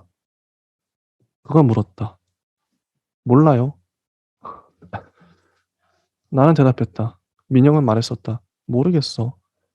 그건 내 말버릇이기도 했다. 그죠? 25살 여름, 사귀던 남자가 내 목을 졸랐을 때, 목에 시퍼런 멍자국이 남아있는데도 불구하고 나는 민영에게 모른다고 했다. 여기가 왜 이러지? 어디서 다쳤는지 모르겠어. 아까 실수라는 단어도 그렇고, 이 모르겠다는 단어도 이런 맥락으로 사용하니까 되게 충격적인, 아니, 친구에게도 그때 당시에 말했으면 얼마나 좋았을까. 자기 혼자만 끙끙 앓는 거잖아요. 목에 시퍼런 자국이 남아있는데도 모르겠어. 뭘, 분명히 벌어졌는데, 폭력을 당했는데, 모르겠어. 이런다는 거죠. 그러니까 여자들이 데이트 폭력을 당했을 때 이런 식으로 반응을 분명히 강하길 작가님은 조사를 많이 하셨을 거예요. 그래서 좀 더 리얼했던 것 같고, 남자가 이렇게 헷갈리게 하니까. 음. 작년 즈음 그 남자에게 다시 연락이 오기 시작했다는 말도 나는 하지 않았다. 그가 간절한 말투로 말했다. 진영 씨 내가 이상해 보이는 거 알아요. 하지만 나는 진짜 궁금해서 그러는 거예요. 그는 말을 이어나갔다. 민영에게 자신이 정말 좋은 남자였는지 궁금했다고. 그러니까 진영 씨 부탁할게요. 생각나는 게 있으면 제발 말해줘요. 민영이가 나를 무서워했나요? 나한테는 정말 중요한 문제예요. 이 남자친구는 끝까지 이렇게 집요하게 자기 자신에 대해서 묻죠. 그리고 이제 이런 화자 이거 화자의 얘기가 나와요. 자기가 당한 일이죠. 작년 여름부터 전 남자친구는 내게 직접 만나서 사과를 하고 싶다는 문자를 보내왔다. 아까 목을 졸랐던 남자인데 나는 답장하지 않았다. 하지만 계속 연락이 왔다. 여기도 이제 이 화자의 심리를 한번 되게 디테일하게 묘사해서 잘 느껴보세요. 나는 이렇게 오랜 시간이 지났는데 그게 무슨 의미가 있느냐 하며 거절했다. 얼마 뒤 다시 연락이 왔다. 진심으로 미안하다며. 여기 근데 남자들의 공통점이 있는데 여기 소설에서 아까 남자친구도 그렇고 말은 번지르르하게 해요. 야 진짜 미안해. 내가 잘못했어. 저희 아버지도 그랬어요. 술 마시고 나서 다음 날 멀쩡해지면 아, 내가 진짜 미안하다. 잘못했다, 얘들아. 저희는 그게 처음엔 속죠. 아버지가 원래 마음은 착한데 미안하다고 하시니까. 근데 그 말이 미안한 게 진짜 미안하면 행동으로도 안 해야 되잖아. 근데 행동은 항상 술 먹고 욕을 한다. 그게 몇십 년 동안, 뭐 30년, 40년 동안 반복된다. 데이트 폭력도 마찬가지죠. 말로는 어? 미안하다 하는데 계속 때리죠. 여자들이 이런 거에 속는 거죠. 진심으로 미안하다며 꼭 만나고 싶다고 했다. 나는 그 말에 마음이 흔들렸다. 이거예요. 마음이 흔들려요. 흔들리면 그냥 단호하게 잘라내면 되는데, 야, 나 꺼져라. 이렇게 해도 되는데, 마음이 흔들려 버려요. 내가 당한 일을 사과받는다면 오랫동안 마음에 묵혀둔 상처가 사라질 것 같았다. 그가 내게 한 일이 어린 나이에 어쩌다 저지른 실수처럼 느껴지기도 했다. 그런 감상적인 기분에 젖어들자 내가 그를 너무 냉정하게 대한다는 생각이 들었고 조금 미안해졌다. 나는 그에게 호수에서 만나자고 했다. 이후 내게 그를 왜 호수로 불러냈느냐고 질책하던 사람들과는 이제 연락하지 않는다. 그는 사과했다. 나는 곧장 사과를 받아들이지는 않았다. 그렇게 쉽게 넘어갈 수는 없는 일이었다. 나는 그에게 뭘 잘못했다고 생각하는 거냐고 따져 물었다. 나는 정확한 말을 듣고 싶었다. 너를 함부로 대해서 미안해. 단지 그 말이 듣고 싶었다. 그 말이 중요했다. 그는 말했다. 내가 장난을 받아주지 못하는 유형의 사람이라는 걸 파악하지 못했던 것 같다고. 그제야 나는 그가 취해 있다는 걸 알았다. 그리고 순식간에 몸이 굳어버렸다. 움직일 수가 없었다. 그가 미소를 지으며 말했다. 너 진짜 하나도 안 변했구나. 그가 손등으로 내 볼을 툭툭 쳤다. 장난이잖아. 장난도 못 받아줘? 나는 가만히 서 있었다. 어느 순간 갑자기 앞이 하얗게 번쩍였다. 나는 가만히 있었다. 바닥에 쓰러졌을 때도 그 이후에도 가만히 있었다. 습관이었다. 아, 이거 너무 강렬해요, 사건이. 이거죠. 데이트 폭력이 어떻게 일어나는지. 이런 묘사가 너무 좋고요, 솔직히. 이거 어떻게 보셨나요, 파우스트님? 이 장면. 저는 뭐 일단 그 심리 묘사에서 번쩍였다는 게 어느 정도 너무 잘 쓰였다. 정말 사람이 정신병에 걸릴 정도로 굉장히 상처를 잘 보여줬다. 네, 이렇게 생각이 들고요. 그리고 아까 또 저희가 뭐 이렇게 앞서 논의하기 전에 아까 뭐 저희 뭐 아버지에 대한 뭐 얘기를 좀 했지만 사실은 이게 좀 어떻게 보면은 원인이 시어머니도 그 위에 시어머니한테 당한 거를 똑같이 하는 거고 맞아요. 예. 할아버지가 아빠한테 네, 그딴 식으로 한 거예요. 맞아요, 맞아요.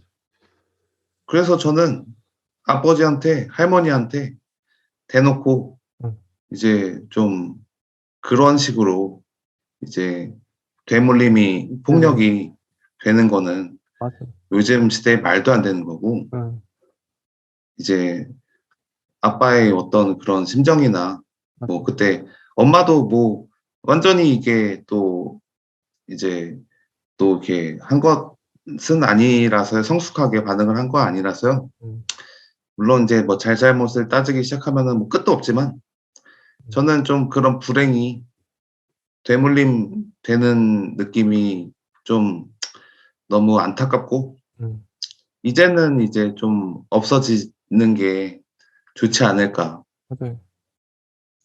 그리고 응, 근데 이제 그런 남자들의 폭력은 근본적으로는 없어질 수는 없을 것 같아요. 어, 이게 뭐 남자들이 워낙 어느 정도 그 사랑의 기술이라는 책도 어떻게 보면 에디 프롬이 자기 반성으로 쓴 거거든요. 어, 쉬운 사랑하지 말아라. 깊고 유대감 있는 사랑을 해라. 자기가 반성해서 쓴 소설인데, 아니, 저건데요. 응, 아무튼 그런 남자들은 통과 의례를 항상 겪는 것 같아요. 이게 젊을 때 너무 이제 뭐 패기만 응, 앞서서 뭐 그 사람들을 다 뭐 징벌해야 되냐. 이거는 응, 좀 그런 것 같고 아무래도 인식이 좀 바뀌어서 여성들이 좀 안 돼라고, 그거는 이제 주체적으로 나는 너랑 이런 식으로 사귈 수 없다. 음. 딱 헤어지는 게 음. 좋다고 봅니다. 그러니까 저희 어머니도 이혼을 하셨는데, 그쵸. 예전에는 자식 때문에 참고 살았는데, 요즘에는 뭐 나이가 몇이든 싫으면 싫은 거고, 안 참고 살죠. 다 이혼하죠. 그게 전 좋아 보이더라고요. 왜 참고 살아요? 자기만 힘들지.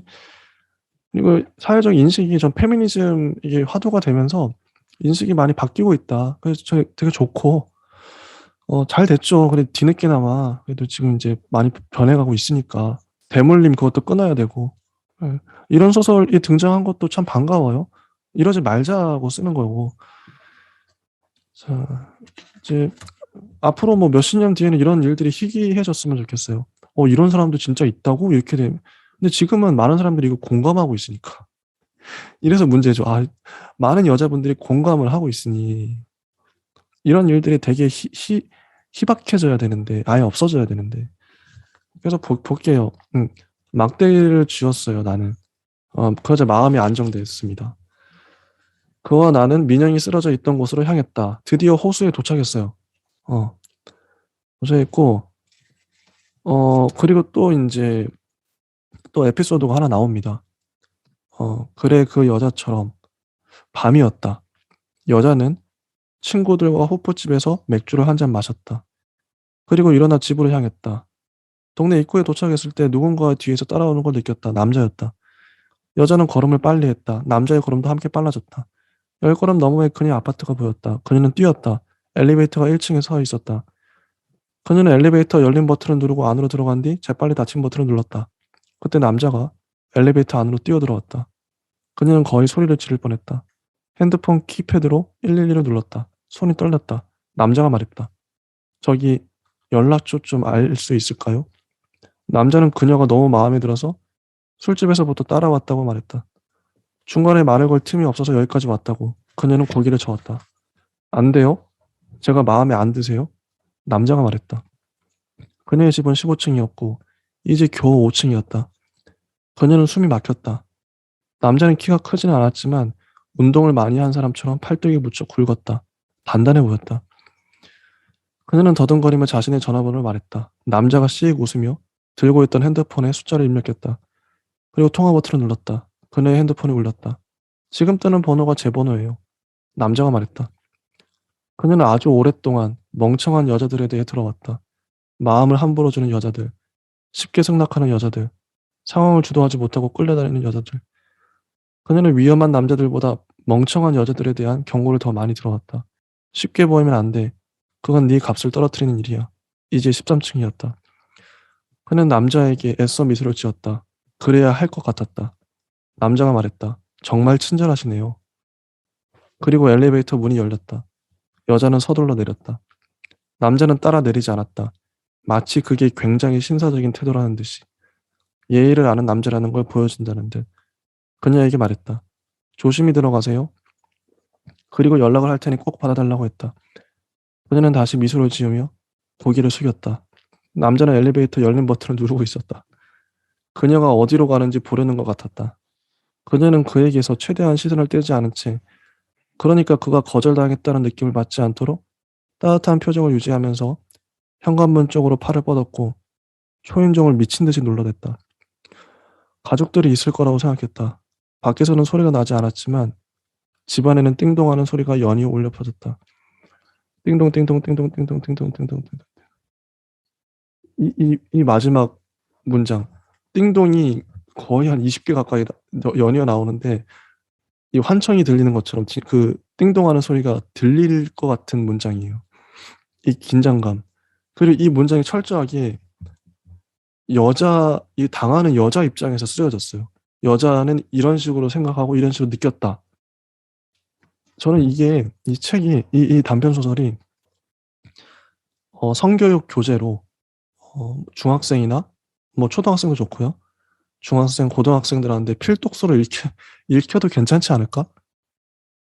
특히 남자 아이들한테. 여자 아이들은 이걸 당연히 알 텐데, 남자 아이들은 진짜 모르는 아이들도 많을 것 같아요. 몰라서. 자기는 고백한답시고 여자 그 엘리베이터까지 가서 집 앞 들어가는 것까지 보고 있어요. 여자는 되게 공포에 떨고 있는데 나중엔 자기 친구들한테 얘기했겠죠. 야, 나 번호 땄다 하면서 자랑하면서 자기는 그 여자가 어떤 마음인지도 모르는 채 나 번호 땄다? 그래서 자랑하고 있겠죠. 이런 거. 이런 격차. 이, 이, 이 에피소드 혹시 어떻게 보셨나요? 저는 이거는 이제 뭐 물론 이제 뭐 지배적인 구조에서는 잘 맞는데 이거에 어떤 전조가 있어야 된다고 생각해요. 그러니까 단순히 남자가 그 여자한테 호감이 들어서 전화번호를 따는데 막 되게 막 수줍어하면서 빨갛게 돼서 혹시 전화번호 있을까요? 제가 너무 이렇게 그 첫인상이 좋으셔서요. 이렇게 하는 거랑 그냥 들이대고 나서 비싸게 구네.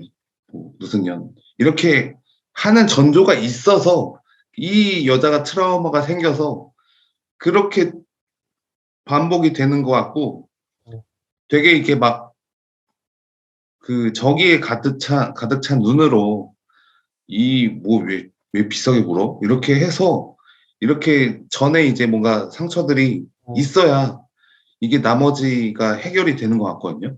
어, 그래서 뭐 그런 어떤 의미에서는 어느 정도 이제 이게 좀 공포적이잖아요. 네.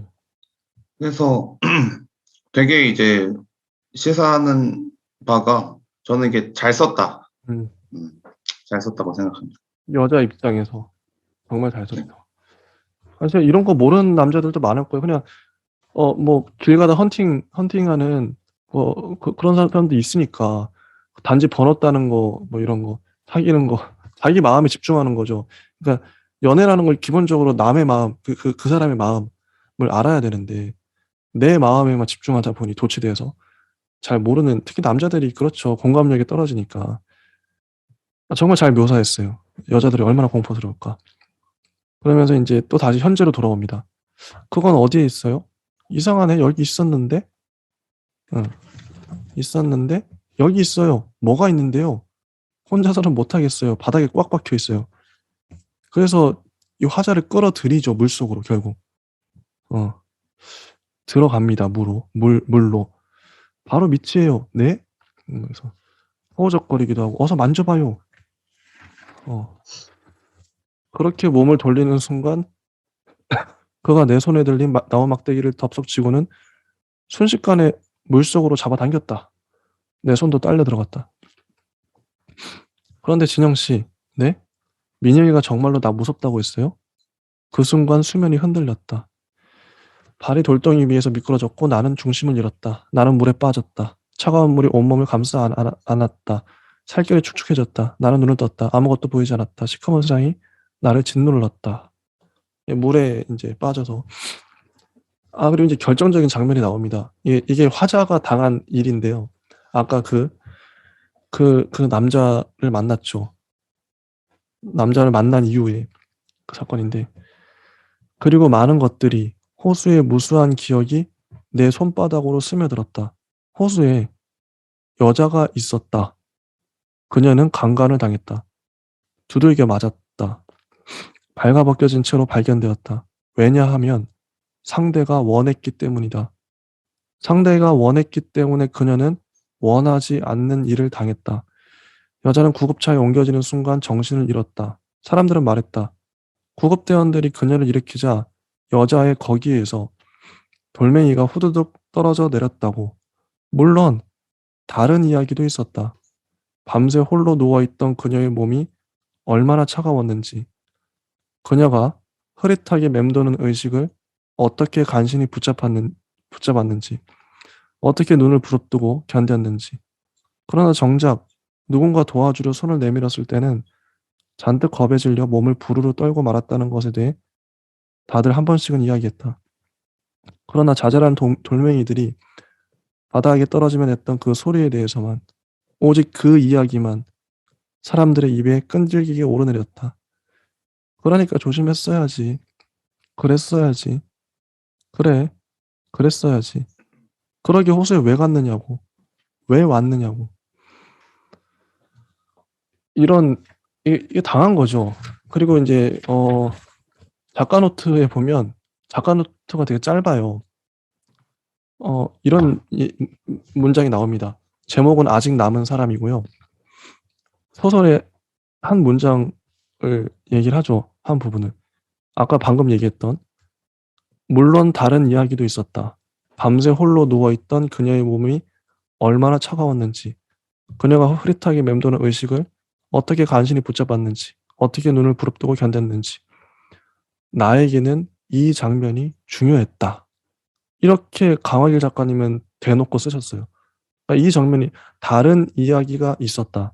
그러니까 사람들이 주목하는 그 좀 이런 장면 말고 다른 이야기. 실제 이건 그녀가 겪은 거잖아요. 그녀의 몸이 얼마나 차가웠는지, 어떻게 간신히 버텼는지, 견뎠는지. 이거에 주목해 줬으면 좋겠는데 사람들이 다른 것들에 주목을 한다는 거죠. 이 장면 어떻게 보셨나요? 강렬하죠. 네. 어떠셨는지. 뭐 저는 뭐 당연한 얘기를 음, 하고 있다고 생각이 들고요. 음, 뭐 아직 남은 사람이라는 거는 더 중첩적인 의미죠. 음, 이렇게 피해를 당한, 정말 지금도 피해를 당하는 사람이 많을 텐데, 아직도 그 상처가 남아있다. 신경증적이고 정신병적으로 당한 그런 상처가. 음, 뭐, 한 번 더 강조한 거죠. 맞아요. 그러니까 이게 민영의 친구로서의 화자가 자기도 이런 일을 당했기 때문에 정말 수치스럽고 끔찍한 그 죽음에 가까운 그런 일을 당했기 때문에 이 민영이 데이트 폭력으로 혼수 상태, 정신 의식이 불명한 상태로 3주 동안 누워 있으니까 얼마나 이게 공감이 갔겠죠. '왜 우리는 이런 일을 당해야만 하는가, 남자들에게.' 이제 마지막 부분이 나옵니다, 마지막 부분. 고개를 들자 그가 보였다. 물에 빠져 허우적거리고 있어요. 어 자, 물을 가로지르며 그가 내게 다가왔다. 물속에서 꽉 쥐고 있는 물건의 촉감이 선명하게 느껴졌다. 그것은 무척이나 딱딱했다. 그 순간 그가 내게 말했다. "내가 유난스럽다고 생각해요?" 나는 천천히 그의 눈을 마주했다. 그리고 해야 할 일을 했다. 그래야 할 것 같았다. 이렇게 끝납니다. 저는 물속에서 어쨌든 그 길고 그 딱딱한 것들을 잡아 올려서 몽둥이 같아요. 몽둥이. 해야 할 일을 했다. 그래야 할 것 같았다. 이 부분이 민영의 남자친구를 두들겨 팼을 수도 있고 뭐 죽였을 수도 있고 어쨌든 응징을 한 거겠죠. 제 추측은 그래요. 이건 되게 모호하게 쓰여 있는데 열린 결말인데 어 파우스트님은 이 마지막 장면 어떻게 해석하시나요? 저는 이 장면이 약간 추상적으로 그려지긴 하는데요. 이제 저는 그냥 똑같이 강간을 했다고 생각합니다. 남자가 네. 그러면 이게 뭐 남자 그럼 이 마지막 장면은 어떻게 해석되는 이게 이 화자가 해야 할 일을 했다고 하잖아요. 그럼 자기가 뭔가 이게 이 남자를 때리던가 할 것 같은데 이거 환상인가요, 그러면? 어, 환상은 아닌 것 같고요. 예. 근데 물에 빠졌어. 아무리 예. 전개적으로 음. 이게 그가 그가 이제 빠뜨린 거잖아요, 맞아, 같이. 맞아, 맞아. 빠졌죠. 그 상황에서 예. 남자의 완력을 이길 아, 수가 없거든요. 190인데. 예. 예. 절대 이길 수 없어요. 없어요. 근데 그 남자아이가 또 여기서 의도적으로 그 막대기라는 소재를 약간 좀 이용해서 너가 좋아서 한 거잖아. 야, 너가 원해서 한 거잖아. 하면서 얘한테 마치 이제 자신이 이제 원해서 하는 것처럼 아, 그 실마리를 주면서 얘가 그 스스로 하게끔 응. 그냥 폭력을 그냥 저지른 게 아니라 강간을 그냥 한 게 아니라 아, 이 여자로 하여금 응, 물에 빠뜨리고 완력으로 응.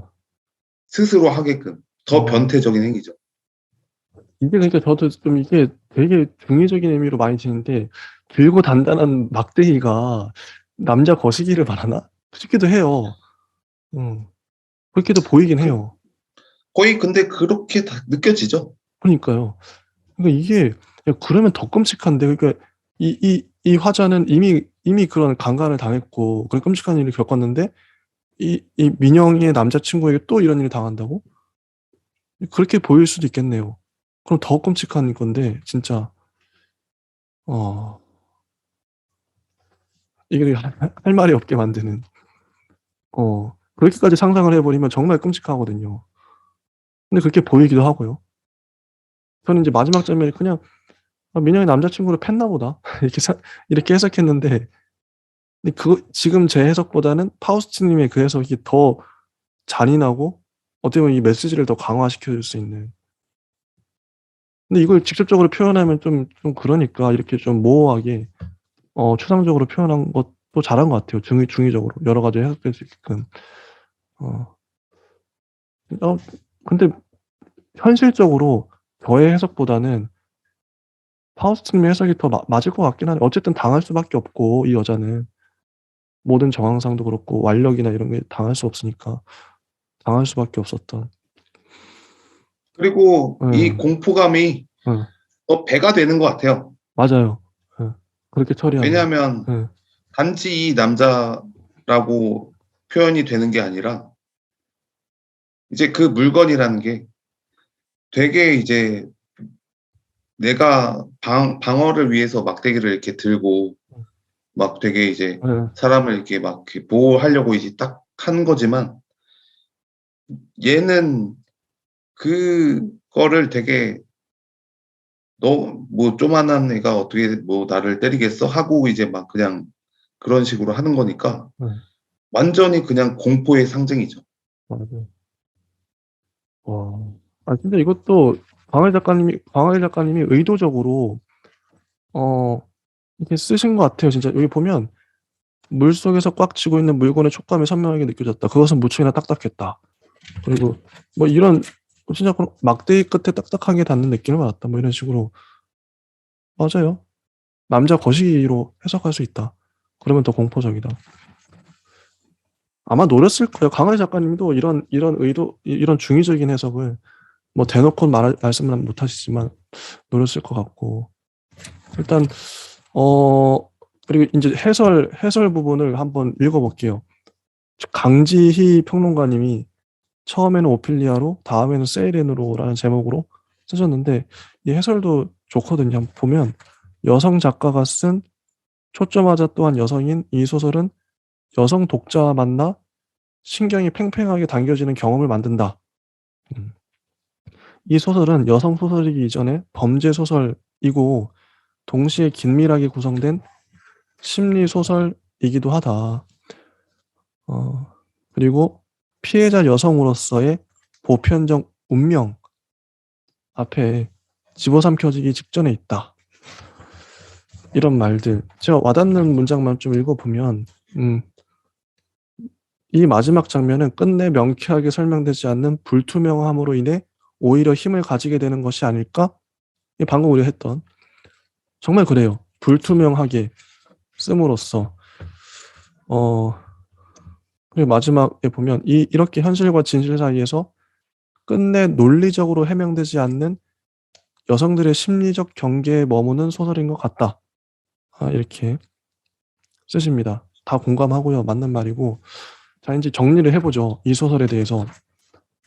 어, 호수 다른 사람이란 제목인데, 자, 전반적인 평을 한번 해볼게요. 파우스트님이 이 소설을 어떻게 보셨나요?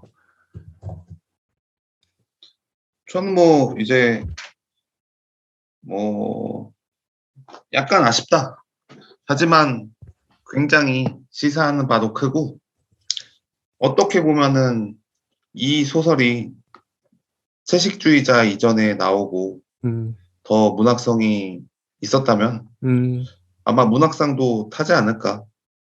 그 영국에 뭐 저거 탔잖아요. 어, 한강 교수님. 아, 예. 거의, 멘부커상. 예. 예.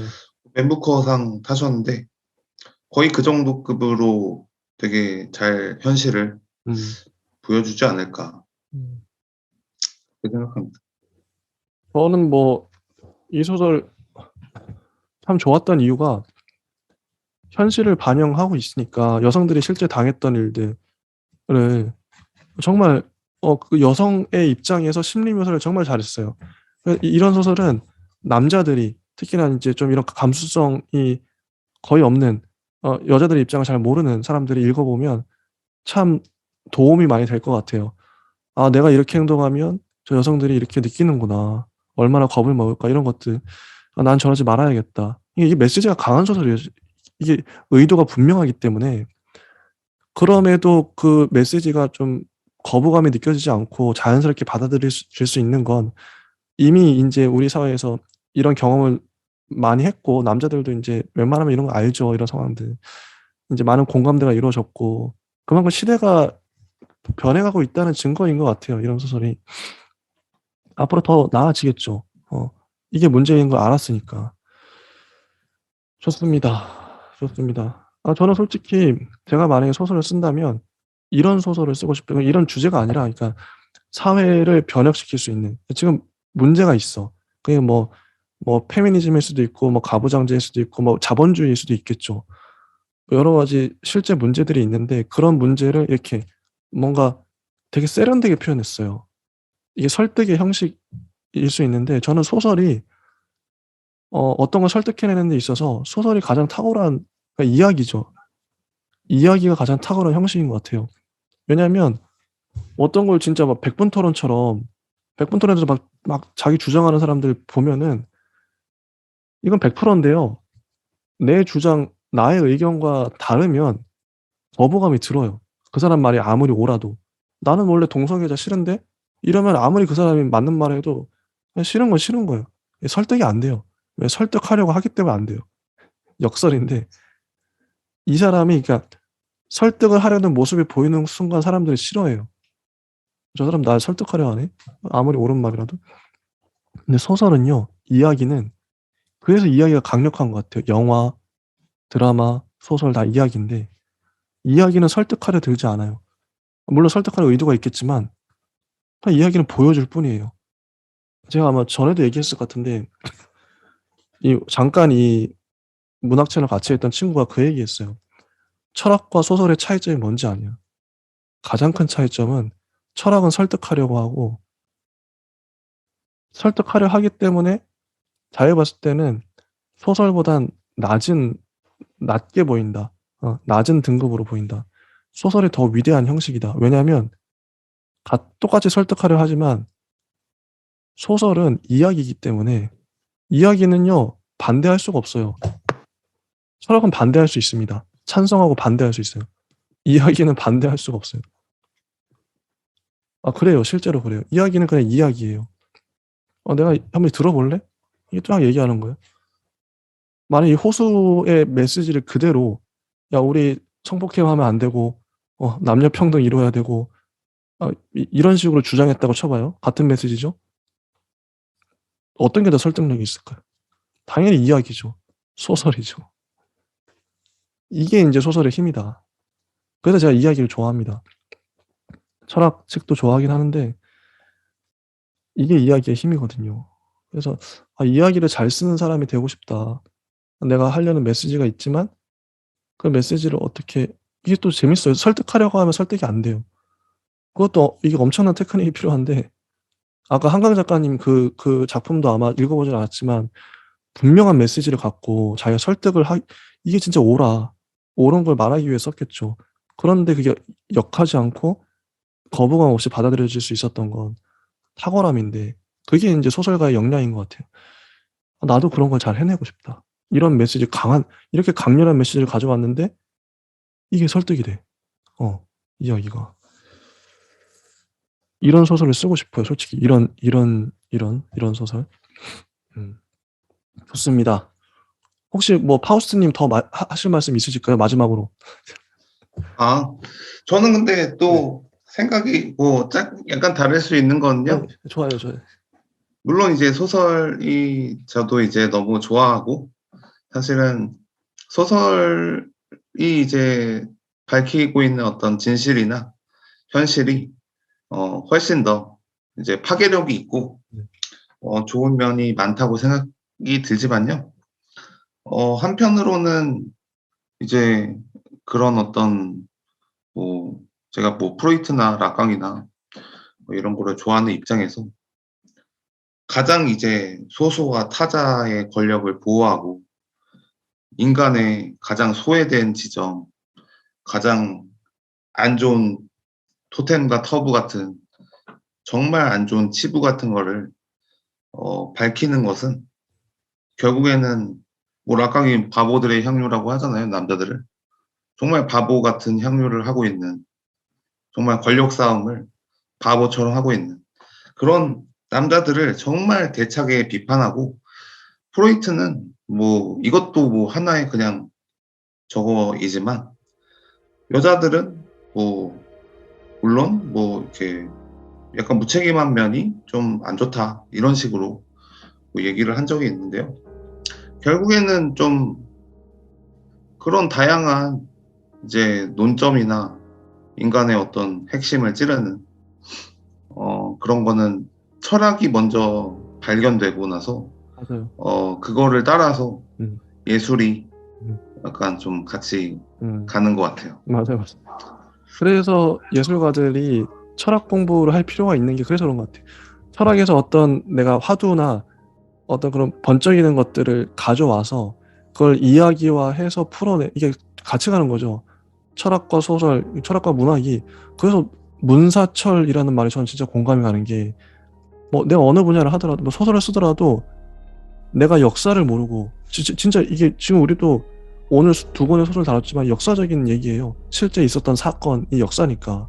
다른 게 아니라 역사를 알아야 되고 또 철학을 공부를 해야 돼요. 지금 당대의 이 철학, 이미 많은 이야기들이 오고 가는데 화두들이, 그러니까 이 철학을 깊이 이제 내가 소화한 상태에서 소설을 쓴다면 아마 다 그러시겠죠. 아마 이런 유명한 작가님들은 그런 책들을 더 많이 보실 것 같긴 한데, 확실히 진짜 중요한. 그래서 저는 문사철이 같이 가야 이런 소설, 훌륭한 소설도 써낼 수 있는 거 아닌가. 팩트 정말 중요하고, 그거를 이제 철학적으로 풀어내는 거. 이것도 우리가 지금 한 얘기도 이 해설이라고, 평론이 철학이잖아요. 저는 이제 철학이라고 생각해요. 자기 철학. 근데 이 평론의 깊이는 철학이 깊어야 내가 풀어낼 수 있는 거니까. 근데 이건 이미 철학자들이 다 말해놓은 것들을 우리가 짜집기 해서 말하는 것 뿐인데, 그런 거죠. 그래서 더 철학적을 더 정독하게 되는 거고. 일단 여기까지 하고요. 네. 또 다음 주에 또 다른 소설로 찾아오도록 하겠습니다. 예, 감사합니다. 네, 감사합니다.